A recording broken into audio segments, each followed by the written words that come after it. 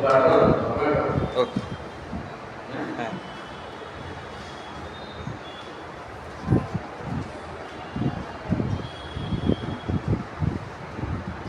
ఇది చాలా వెలుగులతో కూడిన అధ్యాయం అండి. వాక్యాలు పాఠాలు మొదటి వచనం 3వ అధ్యాయం మమ్మల్ని మేమే తిరిగి తెప్పించుగా మొదలు పెట్టుచున్నావా? కొందరికి కావలసినట్లు మీ అందరికైనాను మీ అందరి నుండి అయినాను సిఫారసు పత్రికలు మా అవసరమా అని సంఘాన్ని అడుగుతున్నాడు పౌలు గారు. మెప్పు కొరకునే సేవ చేయట్లేదు, మెప్పు కొరకు మేము సేవ చేయట్లేదు. మీ ద్వారా కానీ మా ద్వారా కానీ సిఫారసు పత్రిక ఎవరికి కావాలా? ఇది దేవుని పని కదా. ఎవరు ఏదైనా సలహా ఇవ్వాల్సిన అవసరమో, మనుషులు సలహా అవసరమో లేదు అని ఒక హెచ్చరిక వారు ఇస్తూ ఉన్నారు. 3వ వచనం 2వ వచనం మా హృదయముల మీద రాయబడి ఉండి మనుష్యులందరూ తెలుసుకొనుచు చదువుకొనుచున్న మా పత్రిక మీరే కాదా? సంఘము ఎంత గొప్పగా వర్ణించినటువంటి సంఘాన్ని. ఇప్పుడు మనకు ఉన్నట్లుగా గ్రంథము చేతికి ఇవ్వబడలేదు, పత్రికలు పూర్తిగా రాయబడలేదు. అందుకని మేము చెప్పే మాటలు తిరిగి పత్రిక మీరే కదా, మీ ద్వారానే కదా ఆ సమాజానికి సువార్త అందాలి. మా పత్రిక మీరే కదా. సంఘం ఏంటప్పుడు పత్రికే ఉన్నారు. పత్రిక పంచడం కాదు, మీ నోటితోటే మీరే పత్రిక అని సంఘాన్ని మా పత్రిక మీరే కదా అన్నట్టు. 4వ వచనం రాతి పలకల మీద కానీ శిరాలలో కానీ రాయబడక నెత్తని హృదయములను పలకల మీద జీవముగల దేవుని ఆత్మతో మా పరిచర్య మూలముగా వ్రాయబడి క్రీస్తు పత్రిక ఉన్నారని మీరు తేటపరచబడుతున్నారు. ఇది రాతి పలకల మీద రాసింది కాదు, దేవుని ఆత్మతో. ఎందుకంటే దేవుని ఆత్మతో అపోస్తలులు ఎలా ప్రకటించారండి? పరిశుద్ధాత్మ ద్వారా పరిశుద్ధాత్మ వారి మీదకి వచ్చినప్పుడు అప్పుడు సువార్త ప్రకటించారు. అందుకని దేవుని ఆత్మతో మా పరిచర్య మూలముగా వ్రాయబడిన క్రీస్తు పత్రిక ఉన్నారని మీకు తేటపరచబడుతున్నారు. క్రీస్తు సంఘం ఏమైందంటే క్రీస్తు పత్రిక అంట. ఎవరంటే వాళ్ళు క్రీస్తు పత్రిక అపోస్తలులు బోధ తీసుకుని అది ఇతరులకు ప్రకటించే పత్రిక. ప్రతి విశ్వాస పత్రిక, ప్రతి విశ్వాసి ఒక పత్రిక. రాళ్ళ మీద రాసింది కాదు ఇది కొత్త నిబంధన అంటే అని 3వ వచనంలో చాలా చక్కగా తెలియజేస్తారు. మరి రాళ్ళ మీద రాసిందండి నిర్మాకాండము 24వ మరియు ఆయన మోసే నీవును అహరోనును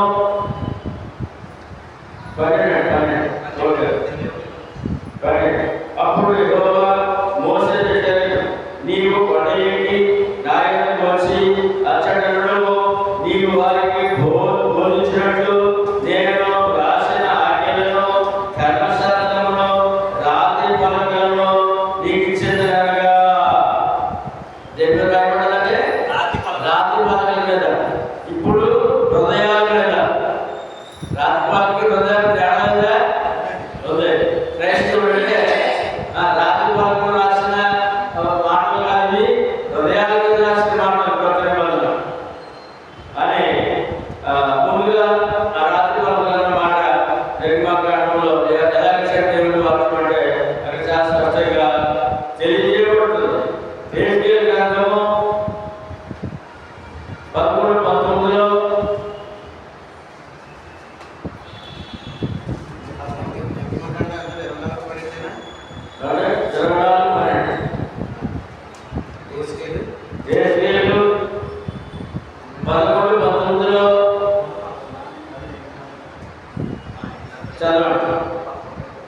అమ్మా వచ్చారా?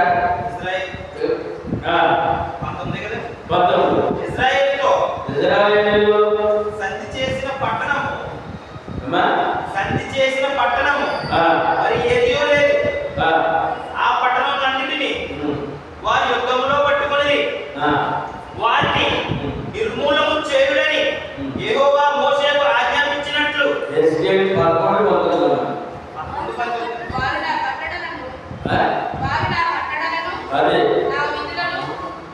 వారు నా కట్టడలను నా విధులను అనుసరించి గైకొనున్నట్లు నేను వారి శరీరములో నుండి రాతి గుండెను తీసివేసి వారికి మాంసపు గుండెను ఇచ్చి వారికి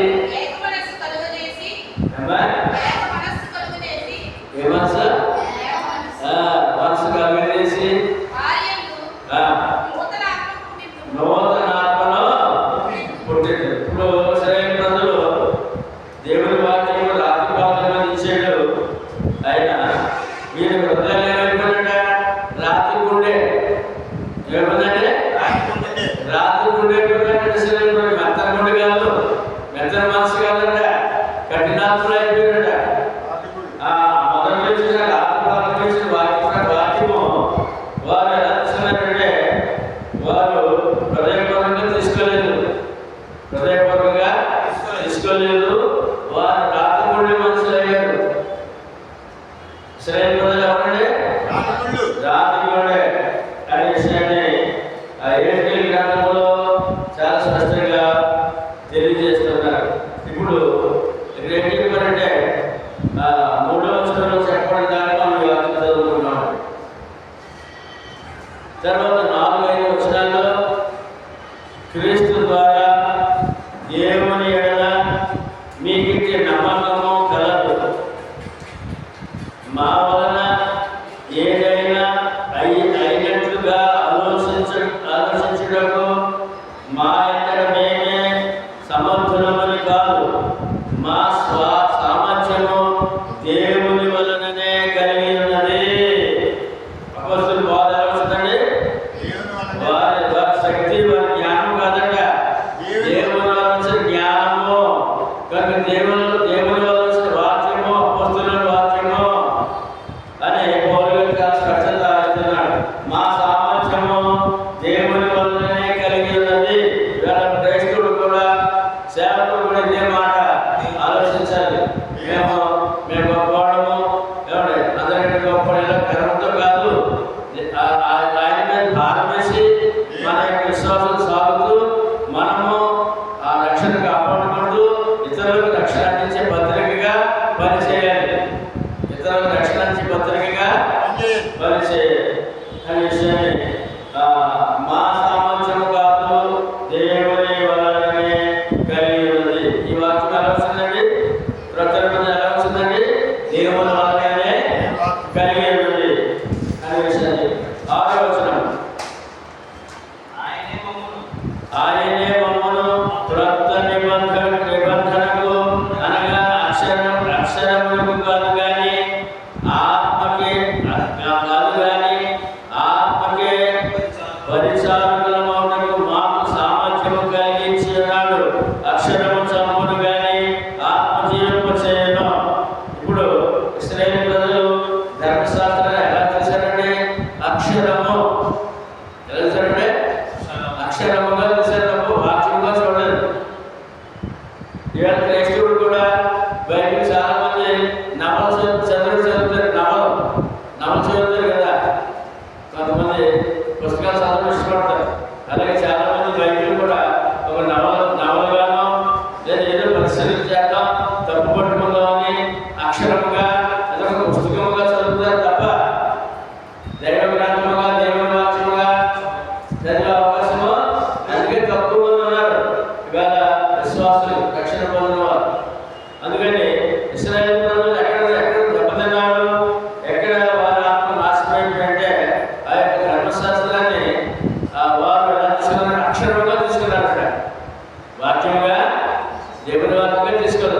ఇప్పుడు మనం ఎలా తీసుకోవాలి మరి? ప్రకటన నిబంధన మనం ఎలా తీసుకోవాలి? అక్షరంగా తీసుకోవాలా, పుస్తకంగా తీసుకోవాలా? ఇదిగోండి ఇది ఇంకో పుస్తకం ఉందండి, ప్రకటన నిబంధన. ఈ కీర్తన సామెతలకు పెద్దలు కనపడుతుంది. చిన్న ఇందులో సగం పుస్తకం అండి ప్రకటన నిబంధన. అంటే ఎంత చీపుగా లోపలికి అది చీపుతుందండి. చిన్న పుస్తకం అది అది అది ఒక పుస్తకం, ఒక అక్షరం, అక్షరాలు ఎవరు రాసే అన్నట్టు తప్ప అది దైవ గ్రంథమో, అది దేవుడి వాక్యమో. ఎవరు వాక్యమంటే అక్కడికి కనుక ఆ విషయం చాలా మరి ఇవాళ క్రైస్తవుడు ఇవాళ మనసానికి చాలా చాలా మటుకు కూడా అక్షరంగానే చదువుతారు తప్ప బైబిల్ని, దేవుడిని, కొత్త నిబంధన, సంఘము, రక్షణ ఇవన్నీ దైవ చిత్తము, దైవ వాక్యమని శిరస్సు వహించట్లేదు, శిరస్సు వంచట్లేదు. అక్షరంగా చూసినంత వరకు మరి ప్రతి విశ్వాసం కూడా అతడు కష్టపోతాడు. దైవ వాక్యంగా దైవ ఆజ్ఞ చూసినప్పుడు అతడు మేలు పొందుతాడు. ఇప్పుడు ఏ విధంగా చూడదు? దేవుడి వాక్యం అక్షరమా, దేవుడి వాక్యమా? అభివృద్ధి చదువుతున్న అందరూ చెప్పండి మాట. ఆయనయే మమ్మును క్రొత్త నిబంధనకు, ఏ నిబంధన అండి? క్రొత్త నిబంధనకు అనగా అక్షరములకు కాదు. ఏంటంటే అక్షరములకు కాదు మనం పిలుస్తా కాదు, కానీ ఆత్మకే పరిచారకులకు మాకు సామర్థ్యం కలిగించినాడు. అక్షరము చంపునుగానే ఆత్మ జీవనం చేయడం. ఇవి అక్షరంగా చూసినప్పుడు ఈ ఆత్మ చనిపోయిన వాడు లెక్క, అపరాధము చేతను చచ్చిపోయిన లెక్క. దేవుని వాక్యం అక్షరంగా చూస్తే, తేలిగ్గా చూస్తే ఒక పుస్తకం, ఒక ఏదో ఒక అన్ని పుస్తకాల్లో ఒక పుస్తకం, అన్ని పుస్తకాల్లో ఒక పుస్తకం. ఎన్ని పుస్తకాలు ఉన్నాయి?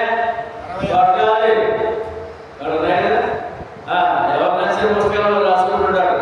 ఆ పుస్తకాలు పుస్తకంగా అక్షరంగా చూసామంటే మరణమే అనగా ఆత్మ నాశనమే. ఆత్మ మనం కూడా కొత్త నిబంధన అక్షరంగా లేక ఆత్మ దేవుని ఆత్మ వల్ల వచ్చిన దైవ వాక్కుగానా, నిబంధనగా, ఎలాగంటే క్రొత్త నిబంధనగా తీసుకోవాలన్నమాట. పుస్తకంగా ఒక అక్షరంగా కాదు తీసుకోవాల్సింది. అలా తీసుకున్నప్పుడల్లా ఆ విశ్వాసం భయపడుతూనే ఉంటాడు, నష్టం కలుగుతూనే ఉంటుంది. ఆత్మ చచ్చిపోయే ఉంటుంది, మరణం అన్నాడు ఇక్కడ. అక్షరము చంపును, అక్షరము చంపు. దేవుడు మార్చిన అక్షరంగా తీసుకుంటే నువ్వు చచ్చిన వాడు లెక్క అనే విషయాలు చాలా స్పష్టత ఇస్తున్నారు. కానీ ఈ క్రొత్త నిబంధన అనే మాట పాత నిబంధనలో జ్ఞాపకం చేశారండి. 31 చూద్దాం.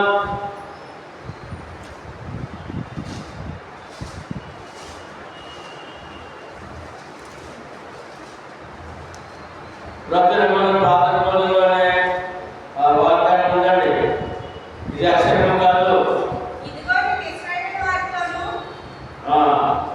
ఇదిగో నేను ఇశ్రాయేలు వారితోనూ యోధా వారితోనూ క్రొత్త నిబంధన చేయు. జనములు వచ్చుచున్నవి. ఇది యెహోవా వాక్కు. ఈ వాక్యాన్ని తీసుకోవాలంటే యెహోవా వాక్కుగా తీసుకోవాలా, అక్షరంగా తీసుకోవాలా? ఐదు అభివృద్ధిలో నుండి వారు రప్పించడకై నేను వారిని చెయ్యి పట్టుకొనిన దినమున వారి పితరులతో నేను చేసిన నిబంధన వంటిది. క్రొత్త నిబంధన పాత నిబంధన అంటే కాదట. ఆయన చెప్తున్న దేవుడు క్రొత్త నిబంధన పాత నిబంధన వంటిది కాదు. ఇక్కడ ఎందుకు కాదు? పాత నిబంధన చెప్పినప్పుడు పూర్తిగా వివరణ లేదు, కానీ ఎందుకు ఇది గొప్పది క్రొత్త నిబంధన కంటే పాత నిబంధన కంటే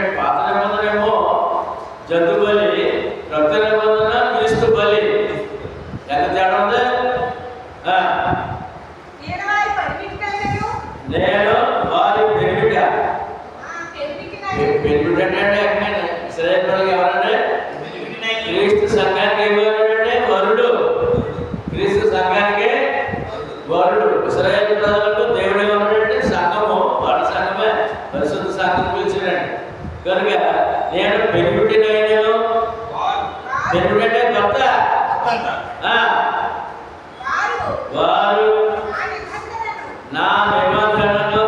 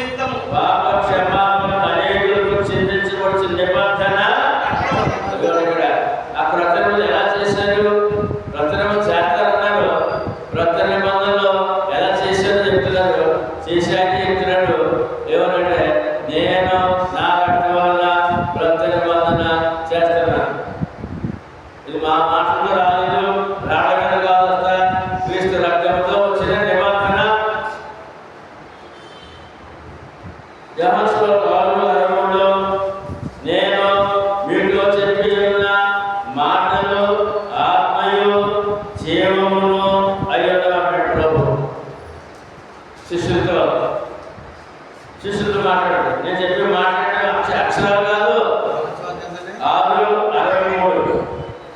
నేను మీతో చెప్పి ఉన్న మాటలు ఆత్మయు జీవము, ఆత్మయు జీవము, అక్షరం కాదు.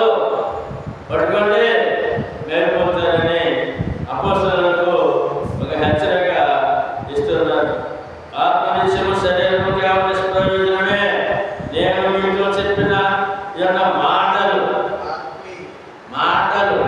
అక్షరం కాదు, వాక్యము ఆత్మయు జీవములైనవి.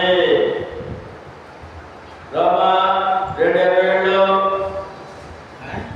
రోమిలా 2:27 అక్షరము చదవండి. రోమా 2:27 ఎలాగో చూశారు వాడు సున్నతి లేనివారు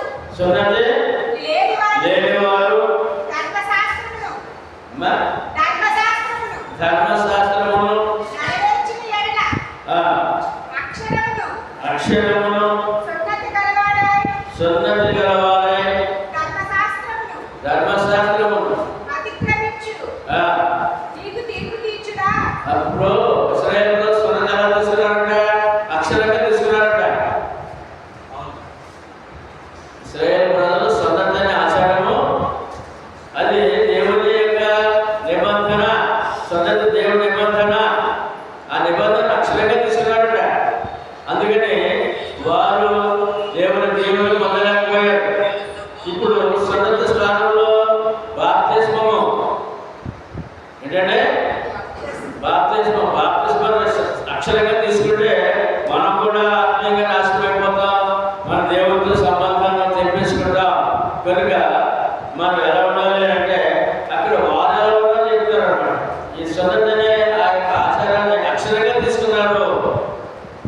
దేవుని ఆజ్ఞగాను దేవుని నిబంధనగా తీసుకోలేదు. సున్నతాచారం ఇశ్రాయేలు ప్రజలకి. అదే వాళ్ళు బాప్తిజం అంటే గొప్ప విలువ. బాప్తిజం కంటే దైవ సంబంధం దేవుని పిల్లలు పుడుతుంది.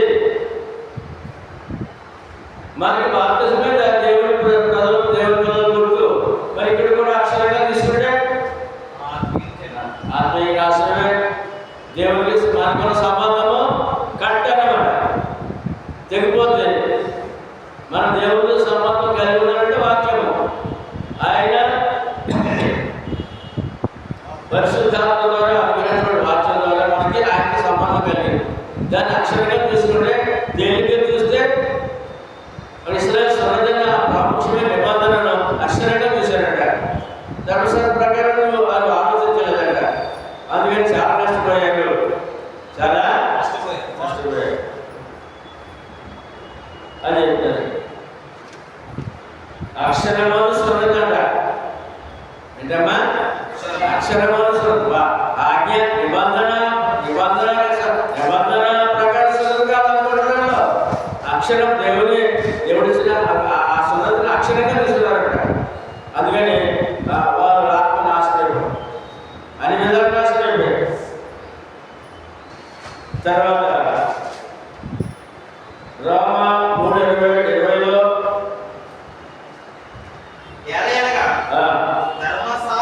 ధర్మశాస్త్ర సంబంధమైన క్రియల మూలముగా ఏ మనుషుడును ఆయన దృష్టికి నీతిమంతుడని తీర్చబడుగా తీర్చబడడు. ధర్మశాస్త్రం వలన పాపము తెలియబడుచున్నది.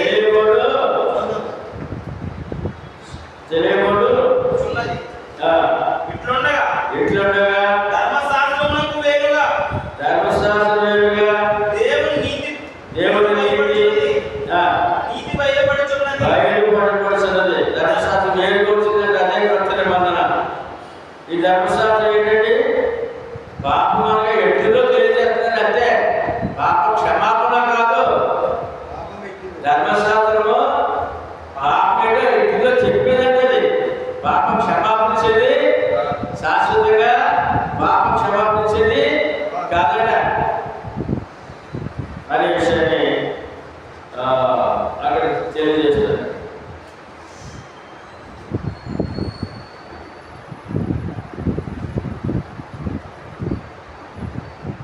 రోమ 8:2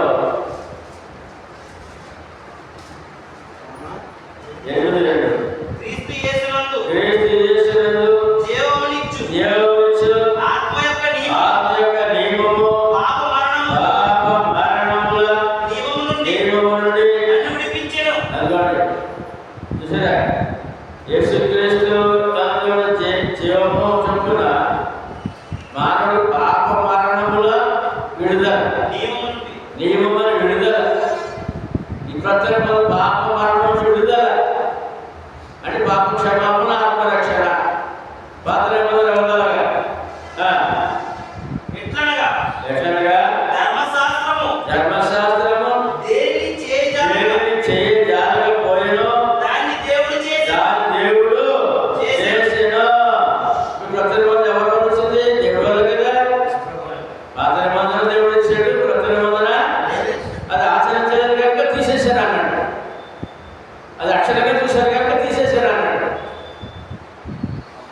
ఇప్పుడు ధర్మశాస్త్ర ప్రకారం మనం ఆచరించాల్సిన అవసరం ఏమి? ధర్మశాస్త్రం ఆచరించే అవసరము లేదు. పాత్ర ఆచరించే అవసరం ఏమి? ఇప్పుడు మన ఆచరించే గ్రంథం ఏది? రక్త నిబంధన. ఎఫెసీ 3:7 దేవుడు కార్యకు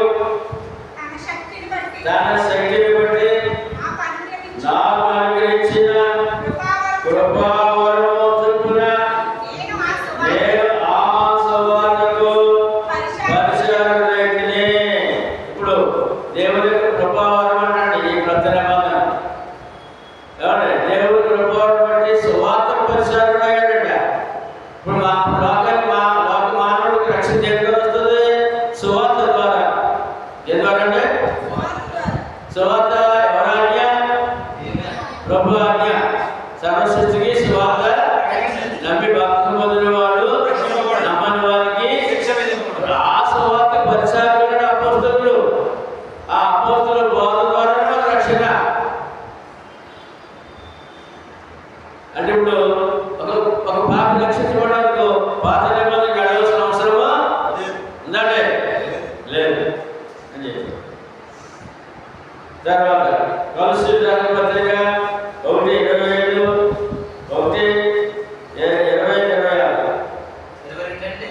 1:26. కొలస్సీ 1:25. దేవుని వాక్యమును అక్షరమా ఈ గ్రంథము బైబిల్ గ్రంథము అక్షరమా దేవుని వాక్యమా? దేవుని వాక్యము. ఇప్పుడు చాలా మంది చేస్తారు, కాల్చేస్తారు, అంటే బూడితో తంతున్నారు, ధర్మ భాష చెప్తారు. అంత ధర్మానికి ఉన్నది. దేవుని వాక్యాన్ని చెబుతున్నారట, కాలుస్తున్నారట. కనుక దేవుని వాక్యమును అనగా యుగములలోను తరములలోను మరుగు చేయబడిన మర్మమును సంపూర్ణముగా ప్రకటించుటకు మీ నిమిత్తము నాకు అప్పగింపబడిన దేవుని ఏర్పాటు ప్రకారము నేను ఆ సంఘమునకు పరిచారకుడైతిని. సువార్త దేవుని వాక్యము, సంఘము దేవుని వాక్యము. సువార్త అక్షరము కాదు, సంఘము అంటే అక్షరము కాదు. అక్షరంగా క్రీస్తు సంఘం అంటే లోకము అక్షరంగా చూస్తున్నారు. విజయబాబు, క్రీస్తు సంఘం లోకాలు చూస్తారంటే ఒక అక్షరంగా చూస్తారు, ఒక అక్షరంగా, వాక్యంగా కాదు. అందుకే అన్ని భయపడిపోతారు, అంటే దూరం మారిపోతారు క్రీస్తు సంఘం అంటే కదా.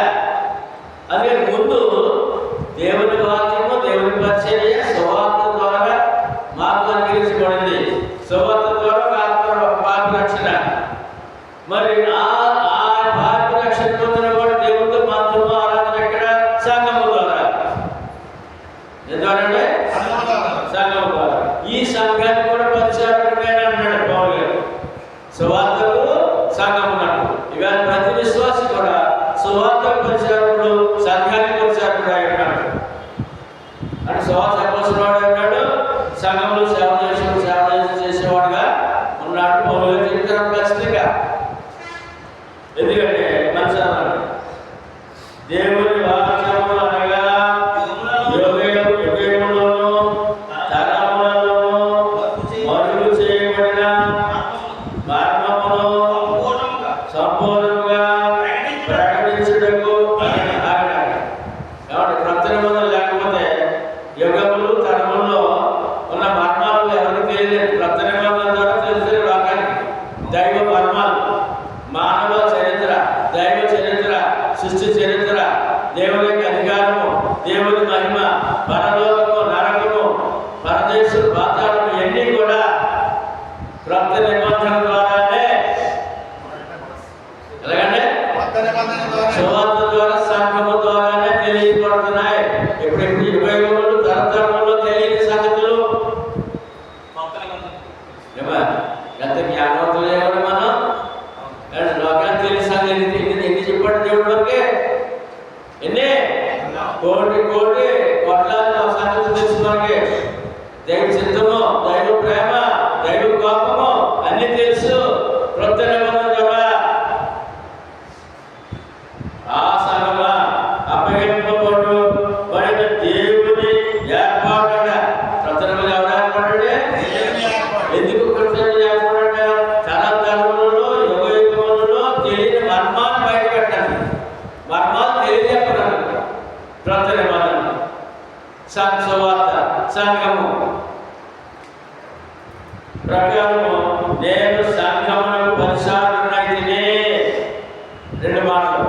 సువార్త పరిచారకుడు, అపోస్తలుడు, సంఘమునకు పరిచారకుడు. ఇవాళ ప్రతి క్రైస్తవుడు అదే తలాంత చేయండి. సువార్త పరిచారకుడు, సంఘ పరిచారకుడు. ఈ తలాంతను మనం కాపాడుకోవాలి. ఎందుకంటే లోకానికి తెలియని సంఘాన్ని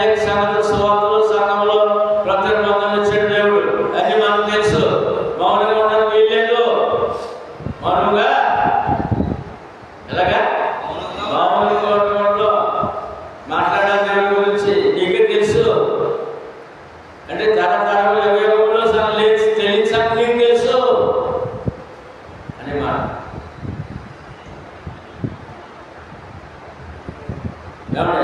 పౌలు గారు మాట చెప్పారు, సువార్త పరిచారకుడిని సంఘానికి ప్రతి సువార్త సంఘం ఎందుకంటే తరతరములలో యుగంలో తెలియని సంగతులు తెలియజేపడం.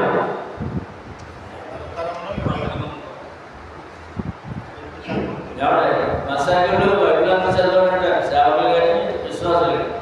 క్రీస్తు సంఘం అని మాట్లాడినప్పుడు మనకి ఎన్నో సంగతులు తెలుస్తుంటాయి కదా అని చెప్పండి.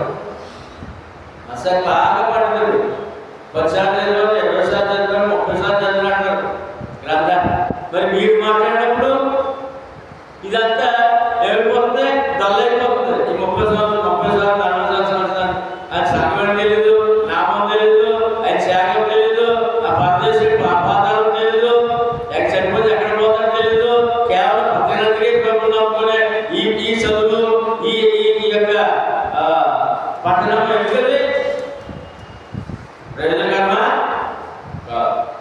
కనుక యేసు ప్రభువు కూడా మాట్లాడుతున్నారు. చూద్దాం ఈ సందర్భంలో మత్తయి సువార్త 13:14లో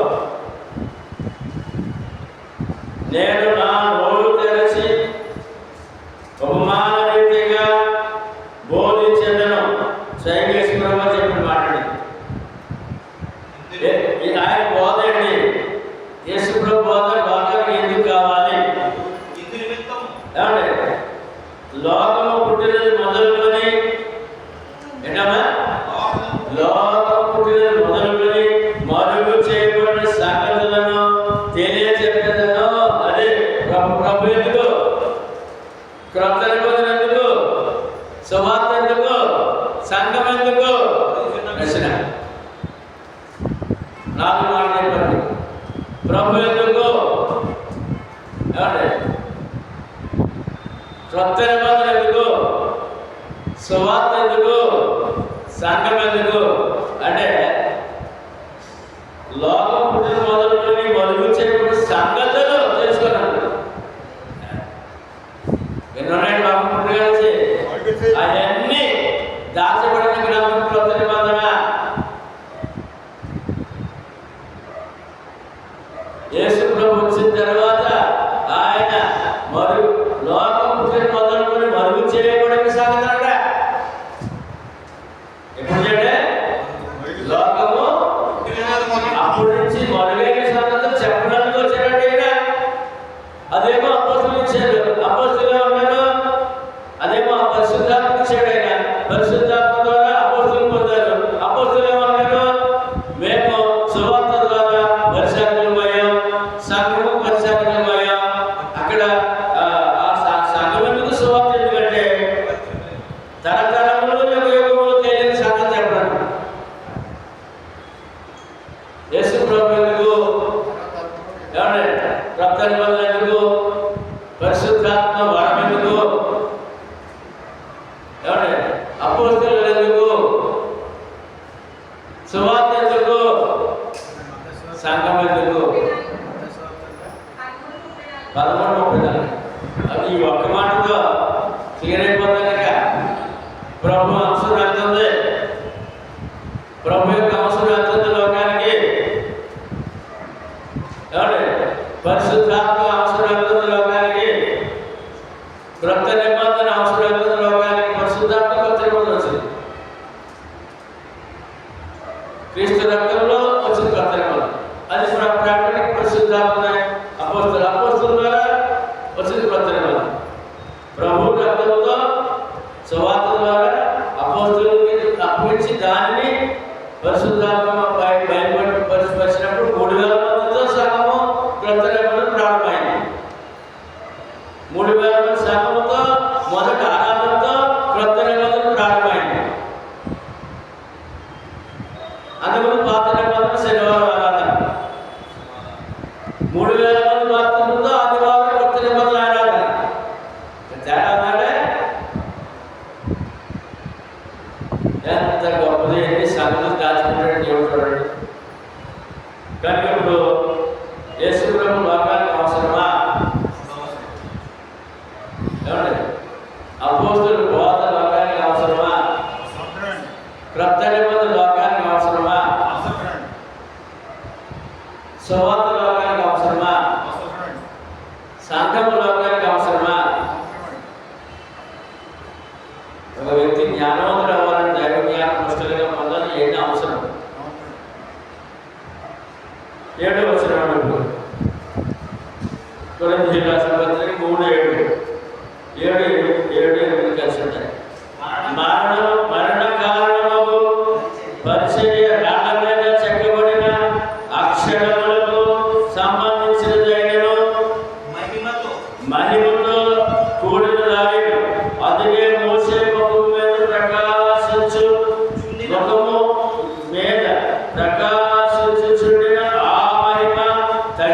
తగ్గిపోవునదైనను ఇశ్రాయేలు అతని ముఖము ఏరి చూడలేకపోయిరి.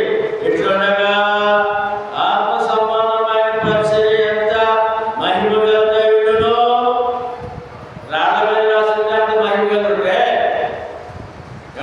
అన్నాడు ఇక్కడ. రాళ్ళ మీద రాసినంత మహిమ గలుంటే క్రీస్తు ద్వారా పరిశుద్ధాత్మ ద్వారా వచ్చినటువంటి ఆ పరిచర్య ఎంత గొప్పది అని అంటే ప్రతి విషయం కూడా ధర్మశాస్త్రం కొత్తగా తేడా తెలుస్తూ అర్థం చెప్పారు. పాత నిబంధనగానే కొత్తగా తేడా తెలుస్తూ వారిని చెప్తారు. చూద్దాం ఏడవ వచనం.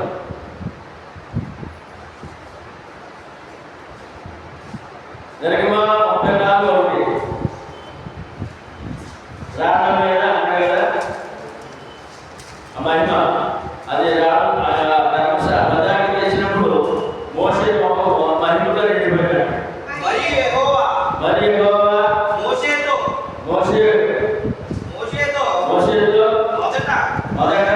మొదటి పలక వంటి మరి రెండు రాతి పలకలను చెక్కుము. నీవు పగులగొట్టిన మొదటి పలకల మీద ఉన్న వాక్యములను నేను ఈ పలకల మీద వ్రాసెదను. ముందు పలకలు దేవుడు తయారు చేశాడు. ముందు రాజపాలలో దేవుడు తయారు చేశాడు. దేవుడు రాసిచ్చాడు. అవి తెచ్చి కింద వీళ్ళేమో బంగారు తోడుతో వేసేదంటే కోపంచి పలకలేడు. కానీ మళ్ళా మోషన్ అంటాడు, మళ్ళీ 2 రాత్రులు నువ్వు తయారు చేసి పట్టరా. నేను దాంట్లో వాక్యం రాస్తాను, అక్షరం కాదు వాక్యం రాస్తాను. ఏంటంటే వాక్యం. ద్వితీయ ఉద్దేశం 10:1.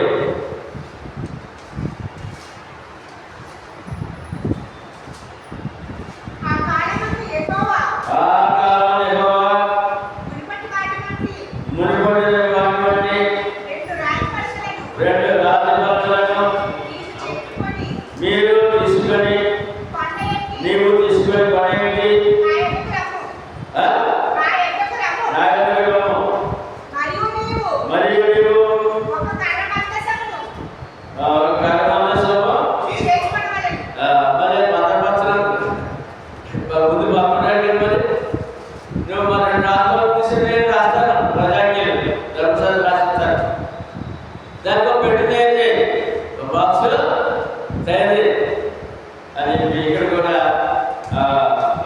నిర్గమాకాండలో చెప్పిన మన ద్వితీయ కాలంలో మోషే గారిని జ్ఞాపకం లేదు.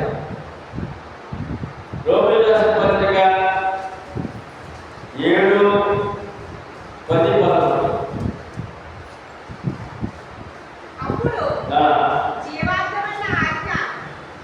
అప్పుడు జీవాత్మక ఆజ్ఞ. ఇప్పుడు అప్పించిన వాక్యం ఏంటంటే జీవాత్మకమైన ఆజ్ఞ. పాత నిబంధన ధర్మశాస్త్రము ఆజ్ఞలు మానవుడు అతడు అపరాధం చేసి పాపం చేసిపోయేవాడు జీవించడానికి ఇచ్చిన ఆజ్ఞ. అది ఏమైందంటే మరణాత్మైపోయాడు. జీవాత్మకు ఇచ్చింది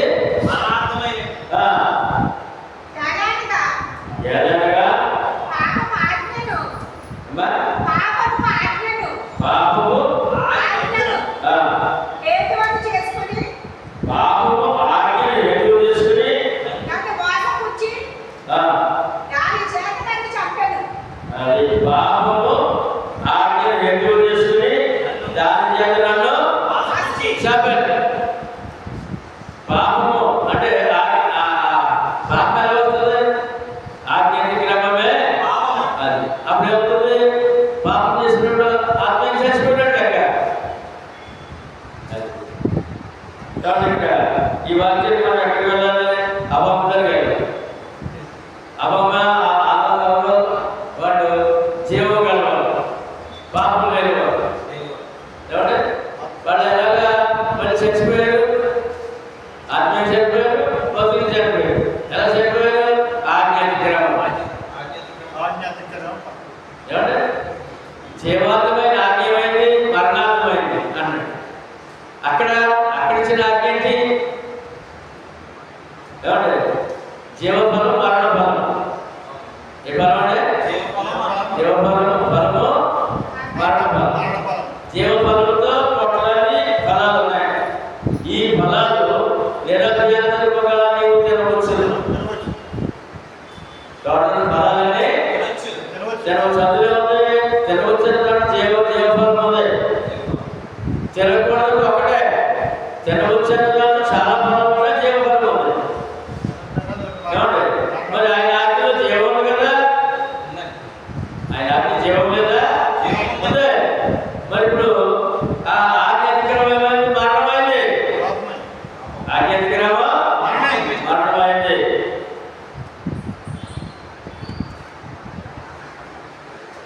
రోమా 7:10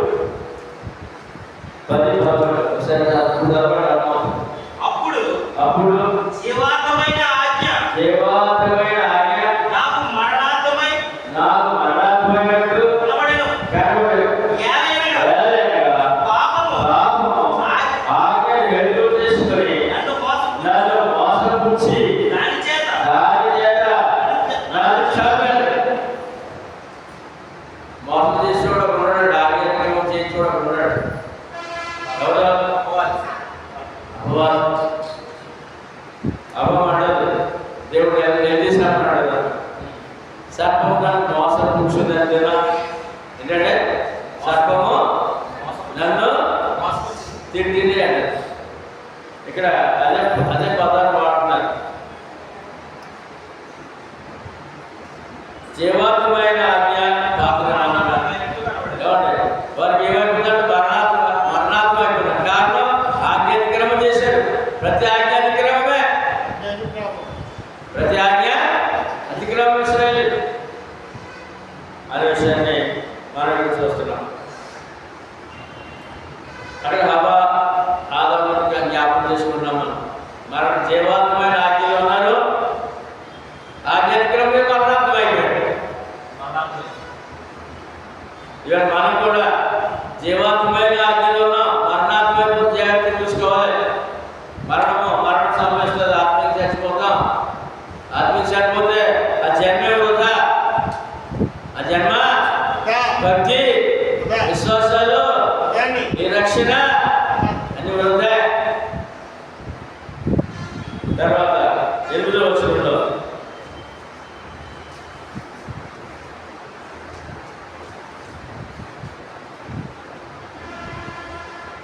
రాళ్ళ చెక్కబడిన అక్షరములకు సంబంధించినదాయను మహిమతో కూడినదాయను. ఏంటంటే పాత్ర ఎటువంటిదండి? దేవుని మహిమతో కూడిందే, మహిమతో కూడినదాయను.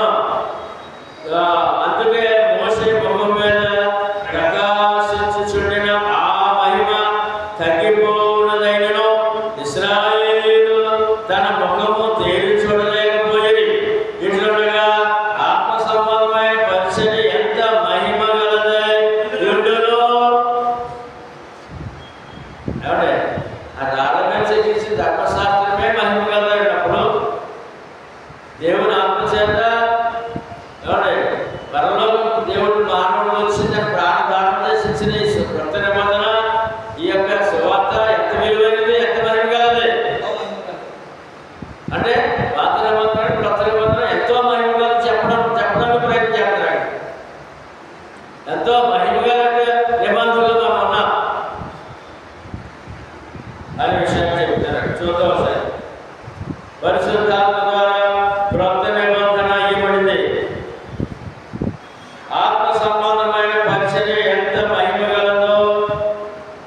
గలదయుడును. క్రొత్త నిబంధన ఏ పరిచర్య అంటే ఆత్మ సంబంధమైన పరిచర్య. ఏ పరిచర్య అంటే ఆత్మ సంబంధ పరిచర్య. ఎంత మహిమ గలదయుడు ప్రశ్న. ఎంత మహిమ గలది? పాత నిబంధన కలిసి కొట్లాడినట్టు విలువ కలదు. ఎందుకంటే అక్కడ జంతు బలి, క్రీస్తు బలి.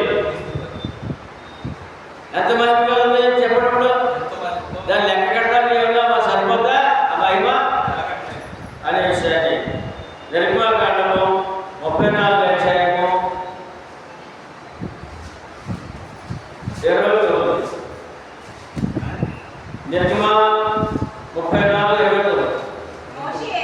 మోషే సీనాయి కొండ దిగుచుండగా సేనాయి కొండ దిగుచుండగా శాసనములు గల అమ్మా శాసనములు గల శాసనములు గల ఆ రెండు పలకలు ఆ రెండు పలకలు మోషే చేతిలో ఉండెను. మోసే చేతిలో అందులో ధర్మశాస్త్రం పట్టుకొస్తారండి.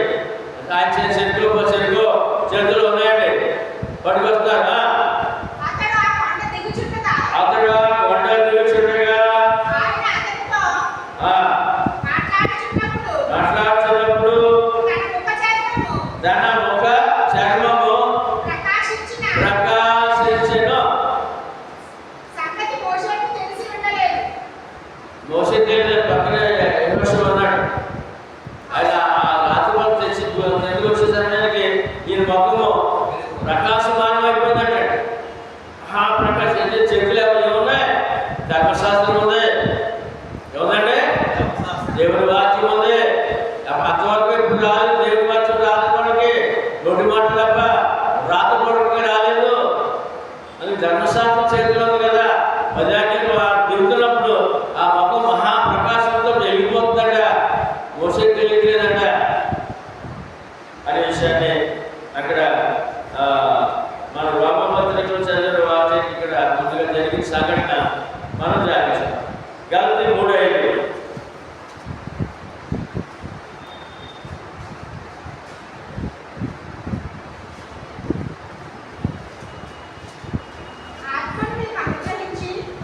ఆత్మ ఆత్మని అనుగ్రహించి నీలో అద్భుతములు చేయవాడు ధర్మశాస్త్ర సంగతులు ధర్మశాస్త్ర క్రియల వలన ధర్మశాస్త్ర క్రియలా వినాలా? ముందు విద్య వినాలా? క్రియలా వినకుండా అలా నువ్వు దేవుని నమ్ముతావు చేస్తున్నారా? అబ్రహాము దేవుని నమ్మాడు, అది అతను నీతిగా ఇక్కడ వినుట వల్ల క్రియ వల్ల అంటే ముందు వినుట వల్ల విశ్వాసం ఉన్న తర్వాత క్రియలు, ముందే క్రియలు కాదు. ఇవాళ లోపల ఏం చేస్తుంది? సువార్త కూడా క్రియ చేయాలి.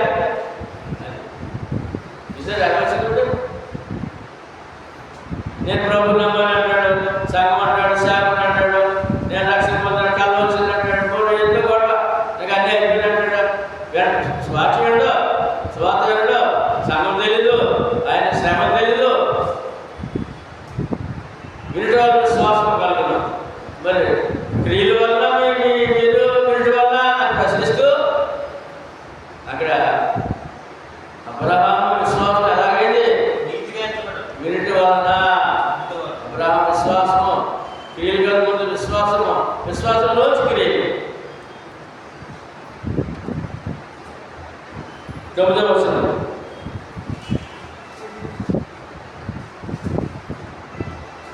శిక్షావిధి కారణమైన పరిచర్య మహిమ గలదైతే నీతికి కారణమైన పరిచర్య ఎంతో అధికమైన మహిమ కలగదు. ఏమంటే శిక్షావిధికి కారణమైన పరిచర్య ఏమంటే ఎన్నెన్నో ఆజ్ఞలో చెప్పలేమండి ధర్మశాస్త్రం. ఆజ్ఞ తెలిపిస్తే శిక్ష, శిక్షావిధి కారణమైన ఆ పరిచర్య విలువైందంటే నీతికి కారణమైన పరిచర్య. ఇదేంటంటే ధర్మశాస్త్ర శిక్షకు కారణమైన పరిచర్య. క్రొత్త నిబంధన నీతికి కారణమైన పరిచర్య అంటే ఎంత తేడా చూడండి. ఎంతో అధికమైన మహిమ కలగను. శిక్షావిధి కారణమైన పరిచర్యే మహిమ కాదు. మరి నీతికి కారణమైన పరిచర్య అంటే మీకు అర్థం అవ్వాలంటే పాత నిబంధన మహిమ గల పరిచర్య, మరి క్రొత్త నిబంధన అంతకంటే నీతి గల పరిచర్య, ఇది ఎక్కువ అని అంటాడు.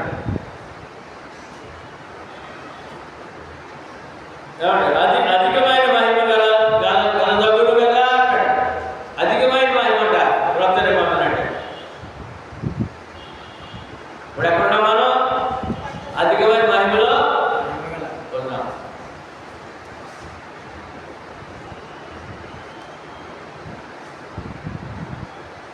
వచ్చిన చూసాను కదా అర్థములు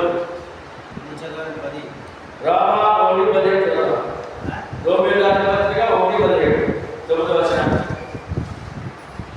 1:17 ఎందుకనగా నీతిమంతుడు విశ్వాసం మూలముగా జీవించునని రాయబడిన ప్రకారము విశ్వాసం మూలముగా అంతగానో విశ్వాసముగా కలుగునట్లు దేవుడి నీతి దానితో బయలుపరచబడుతున్నది. విశ్వాసం ఎలా వస్తుంది? విందు వల్ల ఏ వినాలి? 17 వచనం చెప్పారు కదా, 16 వచనం చెప్పారు ఏ వినాలో. ఏది విలువైన శక్తిగల మహిమ గలది. 16 వచనం చూడండి. సువార్తను గూర్చి సువార్తను గూర్చి నేను సిద్ధపడిన వాడిని కాను.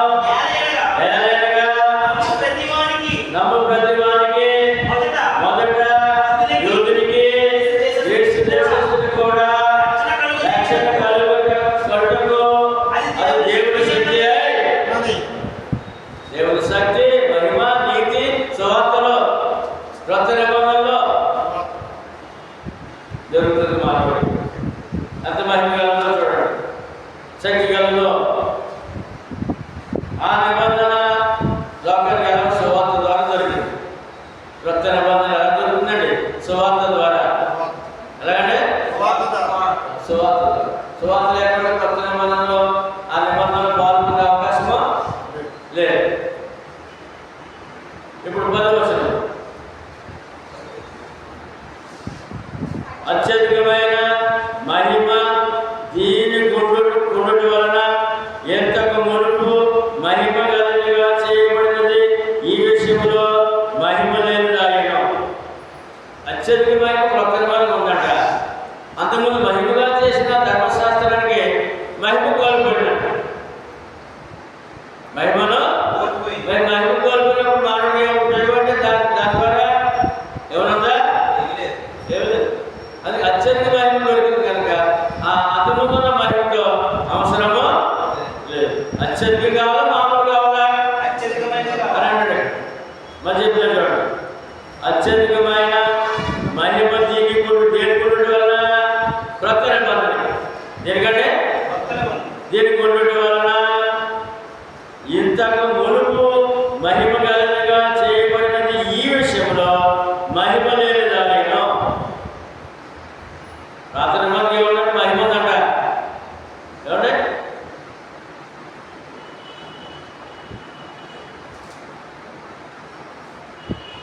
క్రొత్త నిబంధన వచ్చిన తర్వాత మహిమ లేనిది ఆయన. ఇప్పుడు చెప్పండి, మానవుడు ఏం కోరుకుంటాడా? మహిమ కోరుకుంటాడా? మహిమ లేని కోరుకుంటాడా?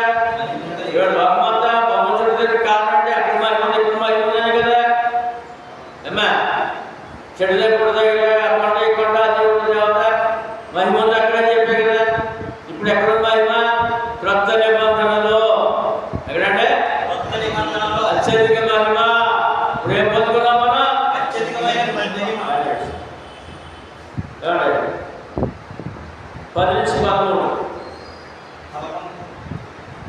10-13 మళ్ళా 11 చూద్దాం. తగ్గిపోనది మహిమ గల ఎడల నిలిచినది, మరి ఎక్కువ మహిమ గల ఎడల పాత్ర తగ్గిపోయేది అంటాడు. మహిమ గలదే ఆ మహిమ తగ్గిపోతుంది అంటాడు. ఎందుకంటే ఆచరించేవాడు ఆకి పాటించే స్థితిలో లేరంట. అందుకని ఆ మహిమ గలది తగ్గిపోతుందంట. ఏమంటే ఇక రెండో మాట ఏంటంటే మహిమ గలది నిలిచినది. అది తగ్గిపోయేది, నిలిచేది. కొత్త నిలిచేది, అదేమో తగ్గిపోయేది. తగ్గిపోయేది కావాలా, నిలిచేది కావాలా? ఇప్పుడు కొంతమంది అధికారుల దగ్గరికి వెళ్తుంటారండి. మరి చాలా అవసరమైన పనులు ఉంటాయి. ట్రాన్స్ఫర్ అయిపోతాడని తెలిసినప్పుడు అక్కడికి వెళ్తారా? చెప్పండి. ఇప్పుడు వారం ట్రాన్స్ఫర్ అయిపోతాడు అందరూ, మీకు చాలా పని ఉంది. మరి అక్కడి దగ్గర వెళ్తే వారం ట్రాన్స్ఫర్ పని అవ్వదు కదా. అంటే అది ట్రాన్స్ఫర్ అయిపోతుంటే అసలు మహిమ పని చేయదు. ఇంకా అధికారి అక్కడ పని చేయదు. ఇంకొకటి వస్తాడు అక్కడికి, ఆ స్థానంలోకి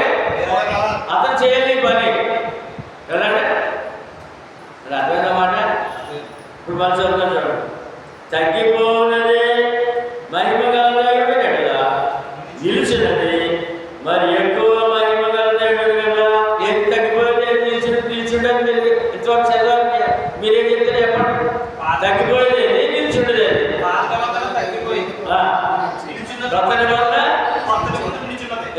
ఆ తగ్గిపోయిన మహిమ అదే అక్కడ తగ్గిపోతుంది, ఆ మహిమ తగ్గిపోతుంది. నిల్చున్నది ఇంకా మహిమ కలిగి మహిమ పెరుగుతుంది. ఇక్కడ ఇప్పుడు చెప్పండి, తగ్గిపోయిన దాన్ని ఉన్నామా, నిల్చున్న దాన్ని ఉన్నామా?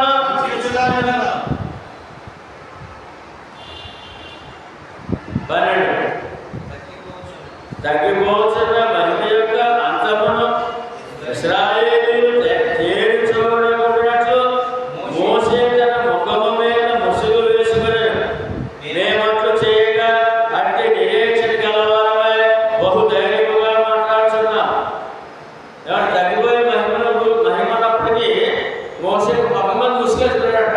ఆ మహిమ చూడలేకపోతారట, భయపడిపోతారట. ఆ మోషే ఆ తేజస్సు చూసి అందుకని మొత్తం ముసుకెత్తున్నాడు. తగ్గిపోయే మహిమ మళ్ళీ మొత్తం మీద ముసుగు అన్నాడు. మోషే తన ముఖం మీద ముసుగు వేసుకున్నాడు. మేమట్లు చేయగా అపోస్తుల ద్వారా ఇచ్చిన నిబంధన, కొత్త నిబంధన, మేము అట్లు చేయగా ముసుగు కాదు. ఇప్పుడు ముసుగు లేదు, తేట తెల్లం ఏంటమ్మా? కొత్త నిబంధన ఏంటంటే పాత నిబంధన ముసుగు, కొత్త నిబంధన తేట తెల్లం. మాట అర్థమైందా? ముసుగు లేదు అంటే మర్మాలు ఇంకేమో లేవు ఇక్కడ. మోషే తన ముఖమును మీద ముసుగు వేసుకుని మేమట్లు చేయగా ఇట్టి నిరీక్షణ గలవారమై బహుధైర్యముగా మాట్లాడుతున్నాం. ముసుగు లేని ముఖంతో మాట్లాడుతున్న అపోస్తలుడు బహుధైర్యముగా.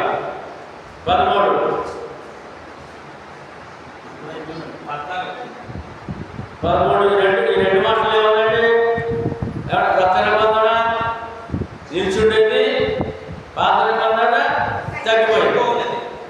ఏమండి ఇంకో మాట చెప్పండి, తగ్గిపోతున్న మహిమ యొక్క అంతము ఇశ్రాయేలీయులు తేరు చూడకున్నట్టు మోషే తన ముఖం మీద మూసుకున్నాడు. మేము అట్లు చేయగా ఇట్టి నిరీక్షణ గలవారు బహుధైర్యముగా మేము మాట్లాడుతున్నాం. ఇక ముసుగు లేదు, అక్కడ ముసుగు ఉంది. ధర్మశాస్త్రానికి కొత్త తేడా చాలా విపులంగా మాట్లాడుతున్నట్టు పోలేదు. ఇక్కడ 14వ వచనం తెలుస్తుంది ఈ యొక్క అధ్యాయంలోని విలువ.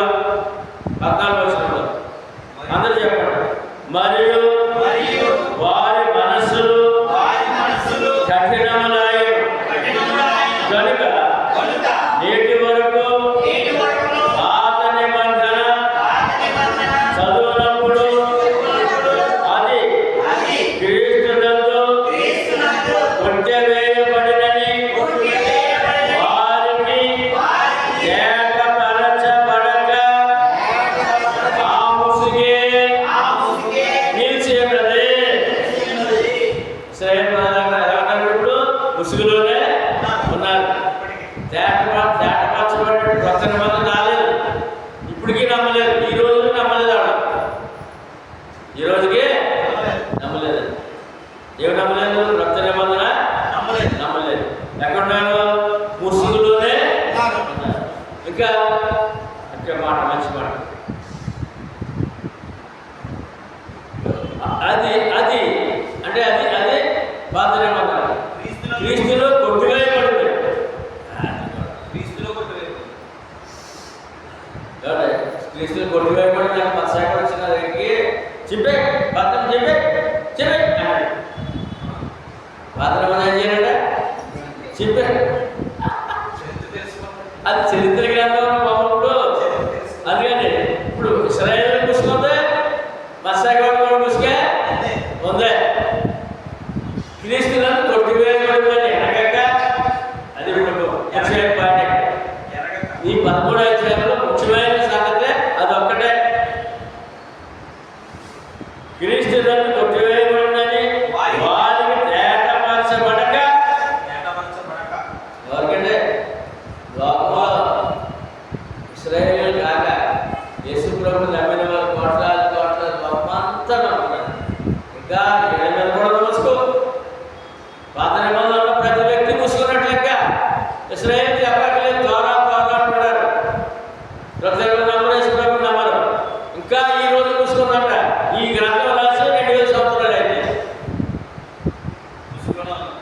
ఇంకా ముసుగులోనే ఉన్నారు. అంటే ముసుగు అర్థం ఏంటంటే క్రీస్తునందు ఈ పాత నిబంధన కొట్టివేయబడిన సంగతిలో తెలియలేదు.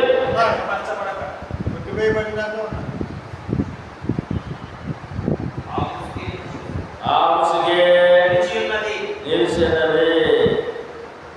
ఎంత నష్టంలో ఉన్నారు చూడప్పుడు ఇశ్రాయేలు ప్రజలు, అదే ప్రభు నమ్మక పాత నిబంధన ఉన్నవారు. పాత నిబంధన ఆచరించే గ్రంథమా చరిత్ర గ్రంథమా? ఇప్పుడు అంటే ఆచరించినందుకు కాకుండా కొట్టివేయబడి, ఆచరించినందుకు కాదు తీసివేసేను. కొత్త నిబంధనలు ఆచరించండి, క్రీస్తులో క్రీస్తు నామంలో ఆ యొక్క ఆజ్ఞలు ఏమైనావో ఆ ప్రకారం ప్రయాణం చేయండి. అది నేను తీసివేసాను కొట్టివేసాను అంటే అర్థం ఏంటంటే అది చరిత్ర గ్రంథంగా ఇచ్చాను. చదవాలి, వినాలి, ఆచరించకూడదు. ఆచరణ పెట్టేది కాదు అనే విషయం. ఇప్పుడు ఎప్పుడు మీరు ఎవరు ప్రార్థన ఆచరిస్తారా? అమ్మా ఆచరిస్తావా? అవసరం మనకే. మరి చదవద్దా?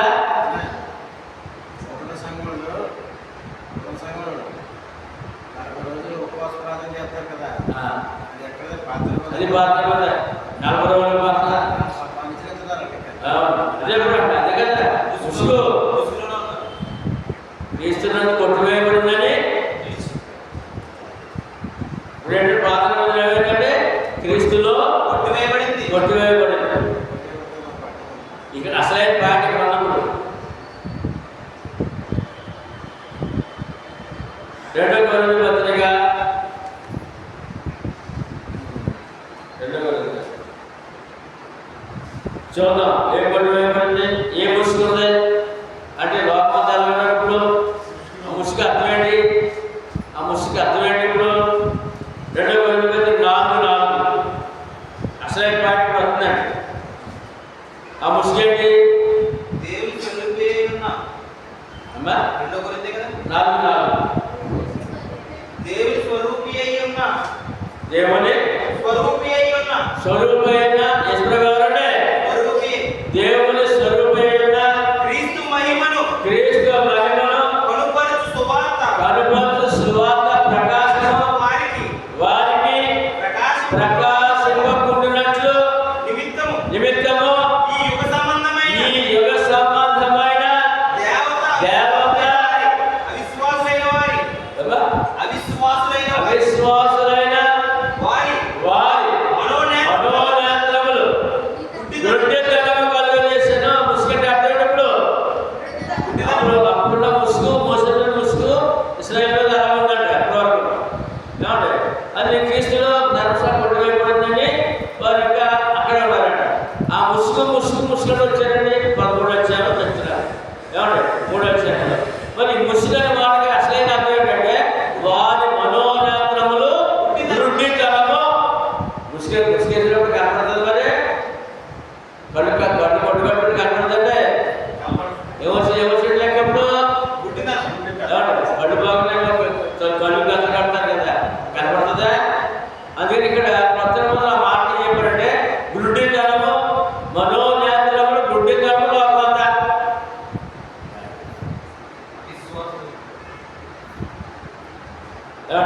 యెషయా 6:10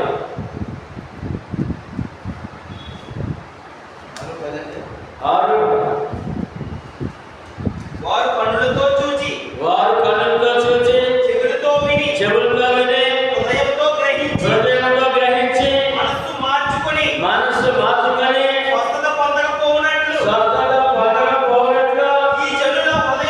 ఈ జనుల హృదయము క్రొవ్వు చేసి వారి చెవులు మందపరిచి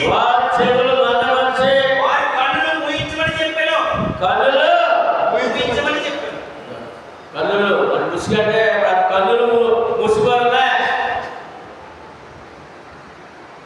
ఎప్పుడైతే ఆజ్ఞానికి ఉంచారో వాడు కన్నులు మూసిపోయాయని చెప్పి దేవుడు చెప్తున్నాడు ప్రవక్తతో.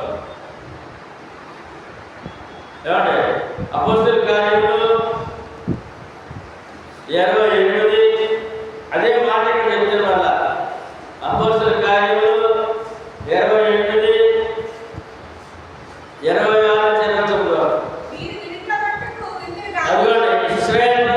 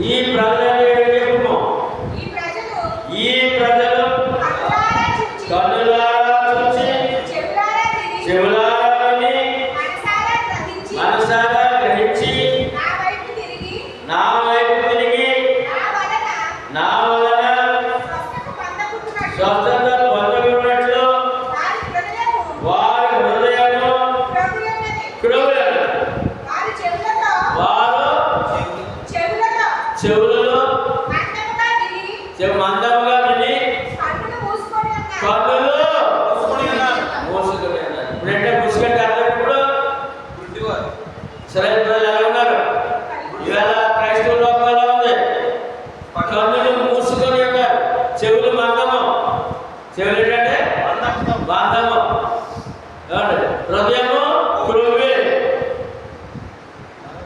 ఎలా ఉన్నాడు మానవుడు? దేవుడు చూడండి, స్వస్థత లేదు, పాప స్వస్థత పొందకుండా ఉన్నాడు లోకమంతా. ఎంత భాగ్యమో మనకి, ఎంత భాగ్యమో. ఎఫెసీయుల పత్రిక 2:14.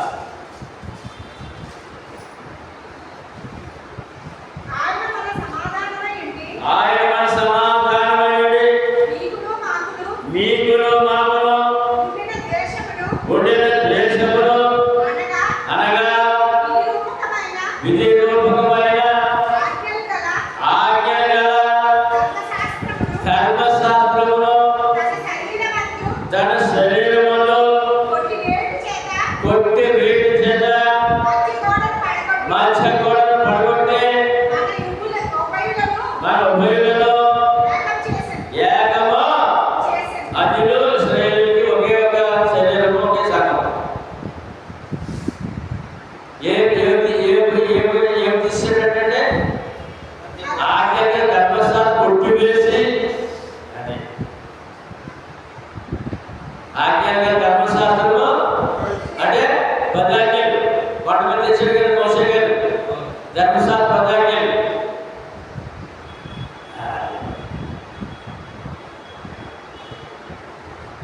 ఎందుకు మనం ఈ వాక్యం చదువుతున్నాం అంటే మరి 14 వచనానికి వెళ్తాం. 14 కొట్టివేసి తీస్తున్నట్టు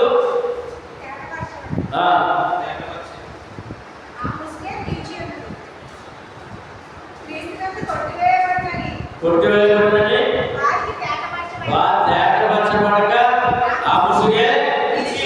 ఇప్పుడు ఏం కొట్టివేయబడిన తెలుస్తుందంటే ధర్మశాస్త్రము, ఆజ్ఞగా ధర్మశాస్త్రం, ఆజ్ఞ కదా ధర్మం కొట్టివేయబడి. ఎంత క్లియర్గా చూడండి. మరి వాడు పట్టుకుని వాడు అక్కడ ఉన్నారు. మేము మాకే అంటున్నారు. అది తీసేసాను. అందరికీ ఒకటే కొత్త నిబంధన, అందరికీ ఒకటే కొత్త అని చెప్పేసి కొట్టివేయబడి రెండోసారి చెప్పారు. తర్వాత Colossi 2 రాసిన పత్రిక 2వ అధ్యాయం. కొట్టివేయడం మాట చాలా అవసరం అండి. క్రైస్తవుడికి చాలా అవసరం, విశ్వాసం చాలా అవసరం. ఈ సంగతులు 2:12 మీరు బాప్తిస్మమందు ఆయనతో కూడా పాతి పెట్టబడిన వారే ఆయన మృతుల్లో నుండి లేచిన దేవుని ప్రభావమందు విశ్వసించుట ద్వారా ఆయనతో కూడా లేచితిరి. సున్నత ద్వారా రక్షణ, సున్నత ద్వారా బాప్తిస్మం ద్వారా దేవుని బంధం, సున్నత ద్వారా బాప్తిస్మం ద్వారా పొందుతారు. మీరు బాప్తిస్మమందు ఆయనతో కూడా పాతి పెట్టబడిన వారే ఆయనను మృతుల్లో నుండి లేపిన దేవుని ప్రభావమందు విశ్వసించుట ద్వారా ఆయనతో కూడా లేచితిరి. మరియు అపరాధముల వలన శరీరమందు సున్నతి పొందక యుండుట వలన మీరు యూదుడికేమో సున్నతి, అన్యుడికేమో సున్నతి లేదు. పాతలో సున్నతి, అన్యుడి సున్నతి లేదు. సున్నతి పొందని మీరు మృతులై ఉండగా దేవుడు రాతరూపకమైన ఆజ్ఞల వలన మన మీద రుణముగాను మనకు విరోధముగాను ఉండిన పత్రమును మేకులతో సిలువ కొట్టి పత్రమును మేకులతో సిలువకు కొట్టి దాని మీద చేపరాతను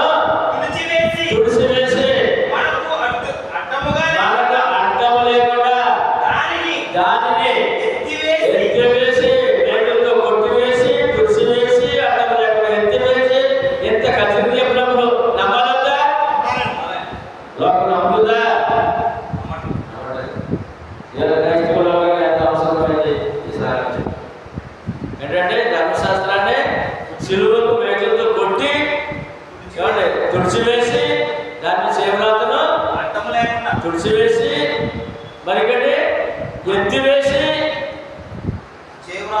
ఒకదాని ఒక మాట బలంగా చెప్తుండే అసలు ధర్మశాస్త్రము నీకు అవసరం లేదేమో కొత్త నిబంధనలో ఆ నీ ఆశీర్వాదం చూసుకో అని చెప్పి అంటుండే. మరి పాత నిబంధన అవసరమా మానవుడికి? అవసరం లేదు. ఇశ్రాయేలు ప్రజలకు అవసరం అప్పుడు ఇశ్రాయేలీయులకి అవసరమా చెప్పండి. అందరికీ ఒకటే, అందరికీ ఒకటే. ఇద్దరిని గొప్ప ఏకమం చేసి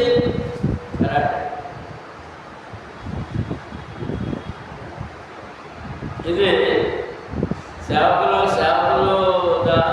సభలో మాట్లాడేది సేవకులు నేర్చుకోవాలి. మా సేవకులు కొన్ని అంత సమయం అంతా ఒప్పుగా ఉంటే కొన్ని వేల మంది బయట సంఘంలో సభలో చెప్పాలన్నమాట. ఇవాళ మనం దొరికింది ఆ సమయం. ఏమండి? రోమపత్రిక 14, రోమిలకు పత్రిక 14.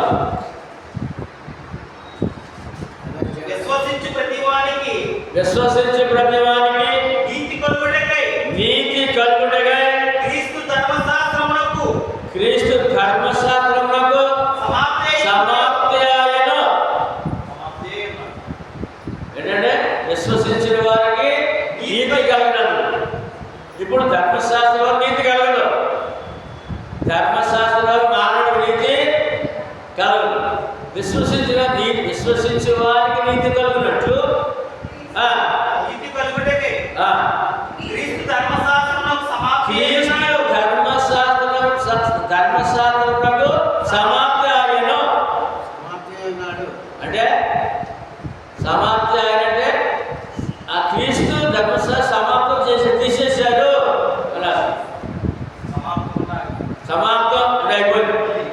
క్రీస్తులో అది అయిపోయింది. మళ్ళీ వెనకెందుకు ఉపయోగపెట్టండి? మళ్ళీ వెళ్తున్నాడు లోపల వెళ్తున్నాండి. ఇశ్రాయేలు వెనక ఎక్కడ ఉన్నారు?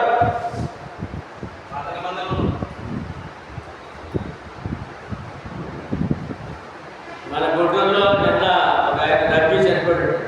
యూదుడు రబ్బీ ఉన్నారంట. సమాజ మందిరం ఉందంట గుంటూరులో. యూదులో 70 మంది కూర్చుని మా సంఘం హెబ్రీ భాషలో దాని మీద ఆ సంఘం పేరు రాసుకున్నారు. ఈ సంఘం కాదు అంటే యూదుల సంఘం. ఇంకా యూదుల సంఘము రబ్బీలు బోధకులు ఇంకా పాత నిబంధనలు పట్టుకునే ఉన్నారు. ముస్లింలు ఉన్నారు. నేను చనిపోయాడు అంటాడు.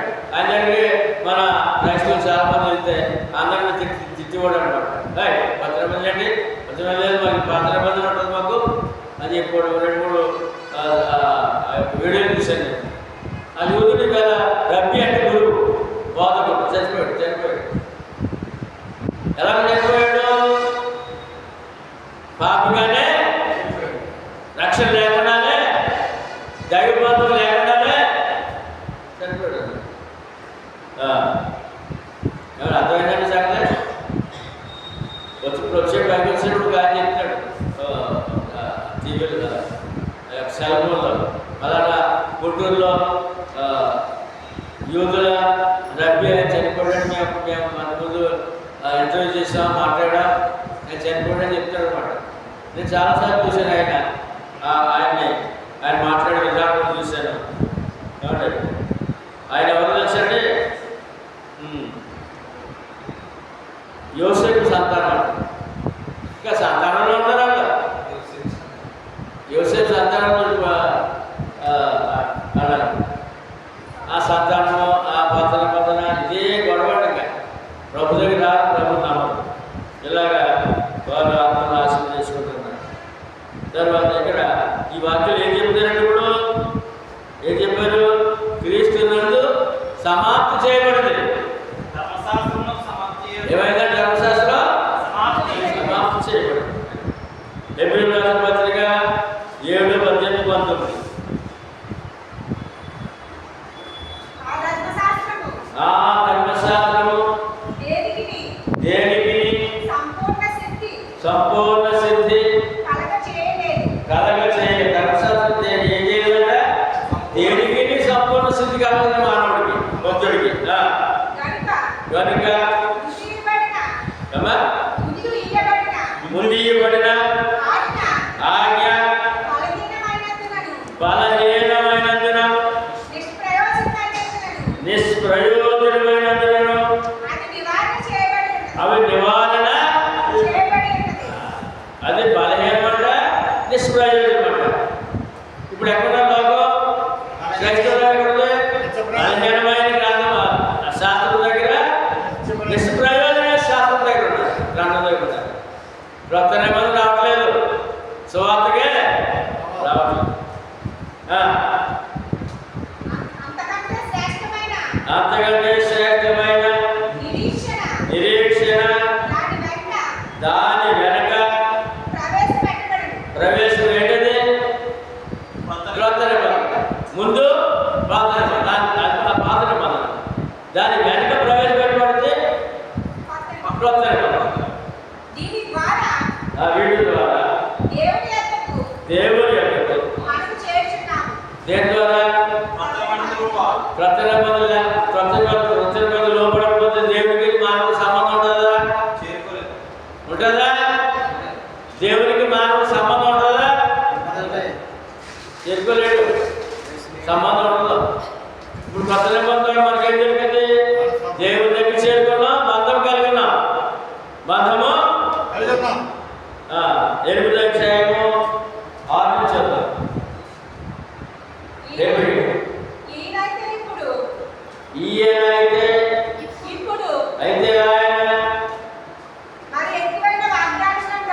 అయితే ఆయన ఆక్షేపించి వారితో ఎలా చెప్పుచున్నాడు? ప్రభు ఇదిగో యొక్క కాలం వచ్చుచున్నది, ఇప్పటిలో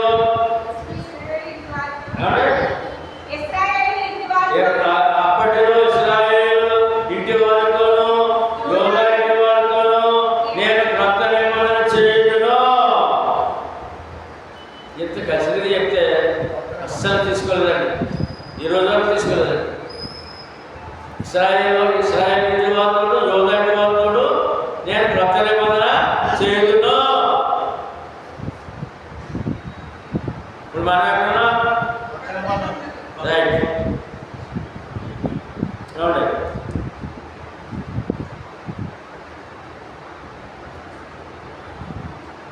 ఆడించదు బాగా.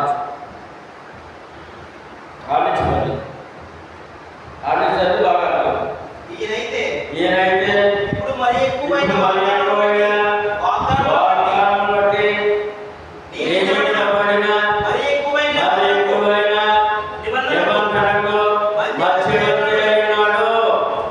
అంటే పాత ఎక్కువైన నిబంధన అనేది, దానికి మధ్యవర్తి క్రీస్తు అంట. పాత నిబంధన మధ్యవర్తి ఎవరు? మోషే. పాత మధ్యవర్తి ఎవరు?